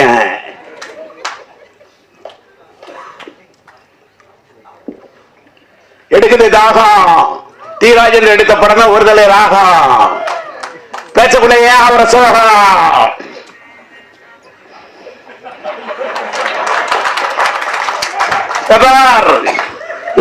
என்ன பக்கத்துல வச்சுட்டு எங்க அப்பா மாதிரி பேசுறாரு. பேசுவேன், அவரோட நடிப்ப படுவார். என் வீட்டுல யாரு என்ன பேசணும் பாத்தீங்கன்னா, இவர் சொன்னார் ஒரு தப்பு பண்ணாரு, ஒருத்தர் இடையில ஓடி வந்துட்டான், ஷார்ட் வீணை போடும். என் நண்பன் கஷ்டப்பட்டு அத்தனை டேக் அப்படி ரவுண்ட் டால போட்டு அத்தனை டைலாக் விட்டுருக்கோம், இடையில ஒருத்தர் ஓடி வந்துட்டான்னு சொன்னாங்க. மத்தவன என்ன யோசிப்பான், ரீடேக்குன்னுவான். ஏண்டா வீட்டுல ஒரு வேலைக்காரர் இருக்க மாட்டேன்னா ஷார்ட் ஓகே. டி ராஜேந்திர தாளம் தட்டம் பாடுவோம் பாட்டு இப்படி போடும் அடிக்கடி ரூட்டு. டி ராஜேந்திர தட்டா பீட்டு, ராஜேந்திரனுக்கு தனி ரூட்டு. சும்மா ஒரு சினிமாவுக்கு வந்து ஒருத்தன் ஜெயிக்க முடியாது. சினிமாவுக்கு வர்றதுக்கு என்ன அவ்வளவு செதுக்கிருக்கேன், கஷ்டப்பட்டு இருக்கேன். இப்ப இந்த மேடையில நான் உட்கார்ந்துருக்கேன். என்னோட டிஸ்ட்ரிபியூஷன் இப்ப சொன்ன என்னோட படத்துக்கு பிலிம் காதர் தான் இது பண்ணாங்க. என்னோட முதல் படத்துல என்ன உருவாக்குனது இஎம் இப்ராஹிம். அதனாலதான் என்னோட பாதி நண்பர்கள் முஸ்லிம்ஸ் தான். இன்னைக்கு ஃபாரூக் பிக்சர்ஸ் என்னோட ஒரு தயாரிப்பாளர் அவருக்கு வந்திருக்காரு, என்னை வச்சு படம் எடுக்கணும் அப்படின்றது அவருடைய ஒரு இது. அவரு கூட ஒரு பொன்னாடை எடுத்து வை போத்தணும். என்ன இதே மாதிரி ஒரு டிஸ்ட்ரிபியூஷன் என்னோட அசோசியேஷன் இருந்த ஸ்ரீராம் இங்க வந்திருக்காரு. அதே மாதிரி வந்து நன்றி. பொன்னாடை தானே கேட்கிறேன், என்ன பொண்ணுல செஞ்ச ஆடையா கேட்கிறேன். அதனால இப்படி வந்து வாழ்க்கையில வந்து என்னோட வாழ்க்கையில என்ன ஒரு டீ வாங்கி கொடுத்தவங்க கூட நான் லைஃப் மறக்க மாட்டேன். அதே மாதிரி நான் என்னுடைய பத்திரிகையாளர்கள் மீடியா நண்பர்களை என்ன செய்யணும் போயிட்டு தப்பா ஏதோ பேசிட்டு, அதாவது நான் இப்ப இப்படி இவ்வளவு என்னடா இவ்வளவு ஒரு இதா பேசுறேனே அப்படின்னு சில பேர் நினைப்பாங்க. நான் அப்படி பண்ணிட்டேன் இப்படி பண்ணிட்டேன் அதெல்லாம் சொல்றதை விட இந்த மீடியா நம்ம எனக்கு வந்தேன் பார்க்கணும். நம்ம தினத்தந்தி பழனிக்குமார், ஒரு பக்கம் விபி மணியை பார்த்துட்டேன், ஒரு பக்கம் தேவராஜை பார்த்துட்டேன், என்னோட மக்கள் கொள்ற ராம்ஜியை பார்க்கிறேன், நம்முடைய தேவி செந்தில பார்க்கிறேன். எனக்கு அப்படியே என்ன பிளாஷ்பேக்கியா என்னுடைய பத்திரிகை உலகத்து நண்பர்கள் யாரையும் பத்திரிகைக்காரன் நினைச்சதே கிடையாது. நான் என்ன சினிமாக்காரன அவனை பத்திரிகைக்காரன் பிரிச்சு பார்த்ததே இல்லை. நாங்களும் ஒரே இது வந்து ஒப்புக்காக சொல்றது இல்ல. ரியாஸை பார்க்குறேன், பிஆர்ஓ சந்தோஷப்படுறேன், கிளாமர் சத்யாவை பார்க்குறேன் சந்தோஷப்படுறேன். எல்லாரும் என்னோட கேரக்டர் என்னன்னா எல்லாரும் சொல்லுவான் இவர் ரொம்ப கோவக்காரு, இவர் அது இதெல்லாம். ஒரு காலத்துல நான் கோபமா இருந்ததெல்லாம் உண்மைதான், நான் இல்லைன்னா சொல்ல. அந்த கோவம்ல அந்த கோவத்தெல்லாம் விட்டுட்டு இப்ப அப்படியே இன்னொன்னு நான் எல்லாரும் சொன்னேன், காதல் சுகுமார் கூட தெரியும், ராதா ரவிக்கு தெரியும், எல்லாரும் என்ன நினைக்கிறேன் நான் சீரியஸா படம் எடுக்கிற டைரக்டர் மட்டும்தான் தெரியும். நான் என் படத்துல அவ்வளவு காமெடி சீன் எடுப்பேன்.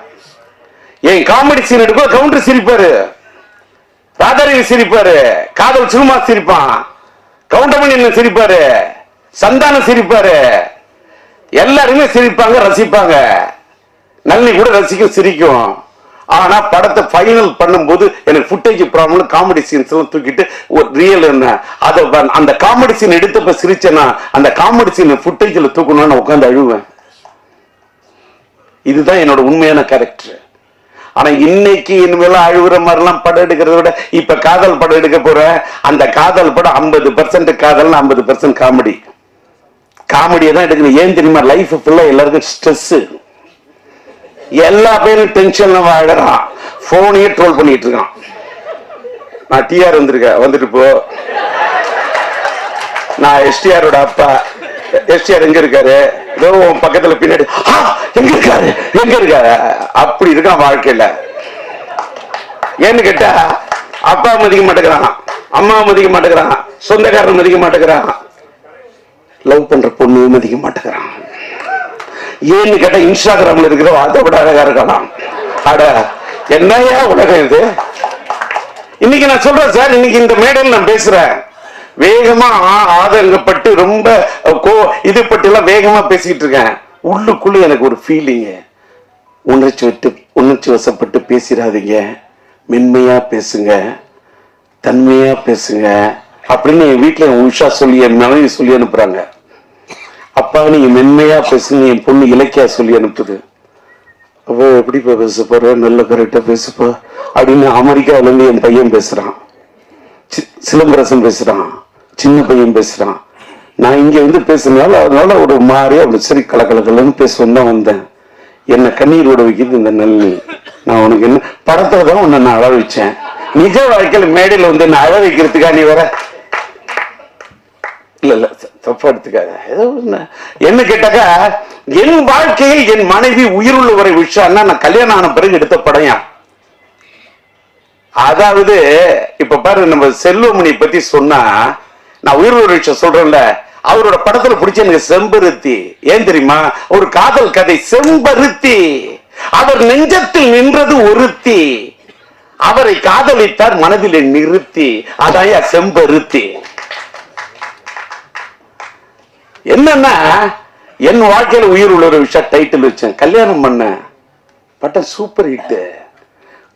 கரம் பிடித்த மனைவி வந்த நேரம் அந்த படம் சூப்பர் ஹிட். என்னுடைய மனைவி என் வாழ்க்கையின் அதிர்ஷ்ட தேவதை நளினி. அந்த படத்திலே அதை ஆமோதித்த ஒரு தேவதை. இதான் உண்மை. என் மனைவி அவள் தான் உயிர் உள்ள ஒரு விஷயம், என் வாழ்க்கையின் அதிர்ஷ்ட தேவதை. இந்த படம் உயிருள்ள ஒரு விஷயம் என் வாழ்க்கையில் வந்து ஒரு அதிர்ஷ்ட தேவதை சார். 1983 மார்ச் 4 4 ரிலீஸ் பண்ண. இங்க ராதாரவி சொன்னாரு, ராஜேந்திரன் டைம் எல்லாம் பார்ப்பேன், இது பண்ண இந்த படம் கூட ஏப்ரல் 14 காதலர் தினம், காதல் மனம் வந்தாட காதலர் தினம் கொண்டாட அப்படின்னு பாட்டு போட்டு இது பண்ணி காமிச்சேன். ஆனா ஏப்ரல் 14 அந்த காதலர் தினத்தை விட நான் தேடின தேதி என்னன்னா பிப்ரவரி 4. அதுதான் மைதிலி என்னை காதலி. மார்ச் 4 அதான் உயிருள்ள ரிலீஸ் ஆன நாள். அந்த நாள் எனக்கு பிடிக்கும். என் மனைவி பிறந்த நாள் 22, அது கூட்டின நாள். எனக்கு நாளை பிடிக்கும். நான் மயிலாடுதுறையில் ஈவி இப்ராஹிமை தேடி போறதுக்கு வடகர பஸ் ஏறும். அந்த பஸ்ஸோட நம்பர் 4. எனக்கு நாளை பிடிக்கும்.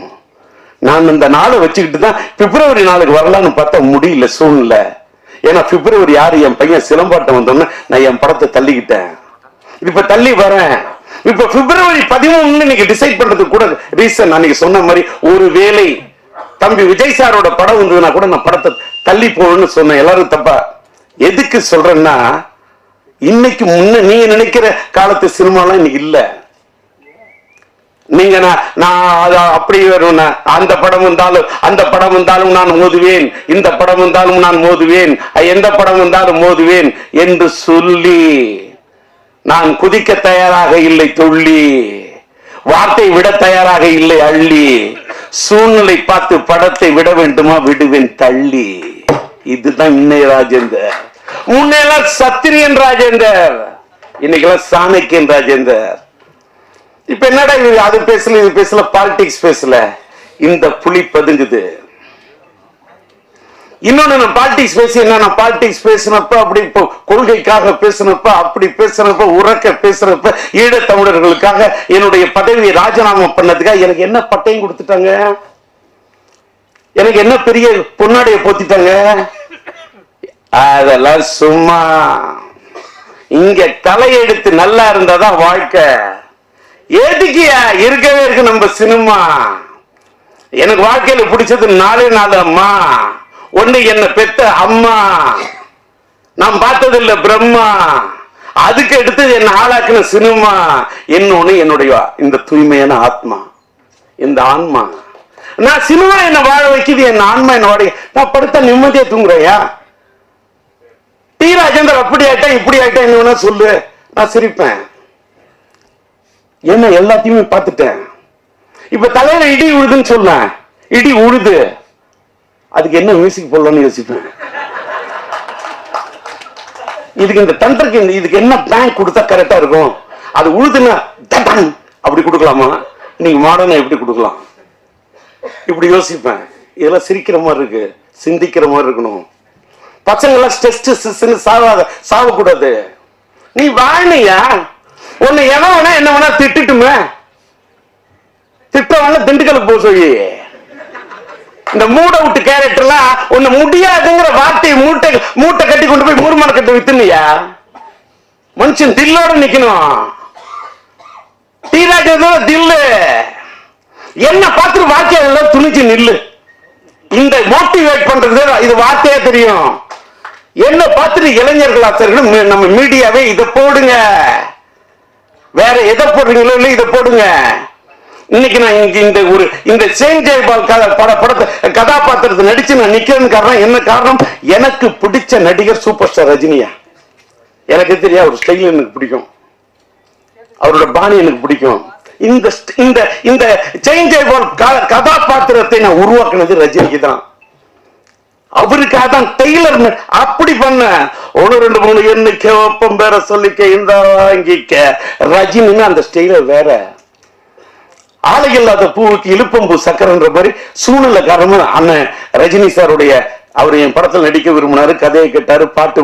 ரஜினி நடந்தா அதுக்கு நான் மியூசிக் போட்டிருந்தா எப்படி இருக்கணும் கற்பனை பண்ணு.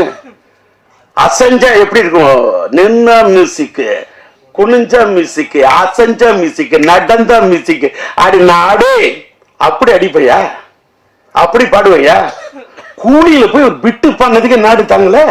நேற்று ஒரு கல்யாண வீட்டுக்கு போறோம் அப்படின்னா டூ டக்கா டு விட்டு விட்டு டக்கா டக்க டூ டக்கா டு விட்டு விட்டு டக்கா தட்டுறான். என்ன பண்ணுவேன்,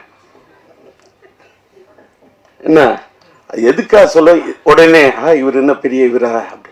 நான் பெரிய இவரெல்லாம் இல்ல, ஏஐ வச்சுலாம் பாடல, ஒரிஜினலா பாடுறேன். அங்கதான்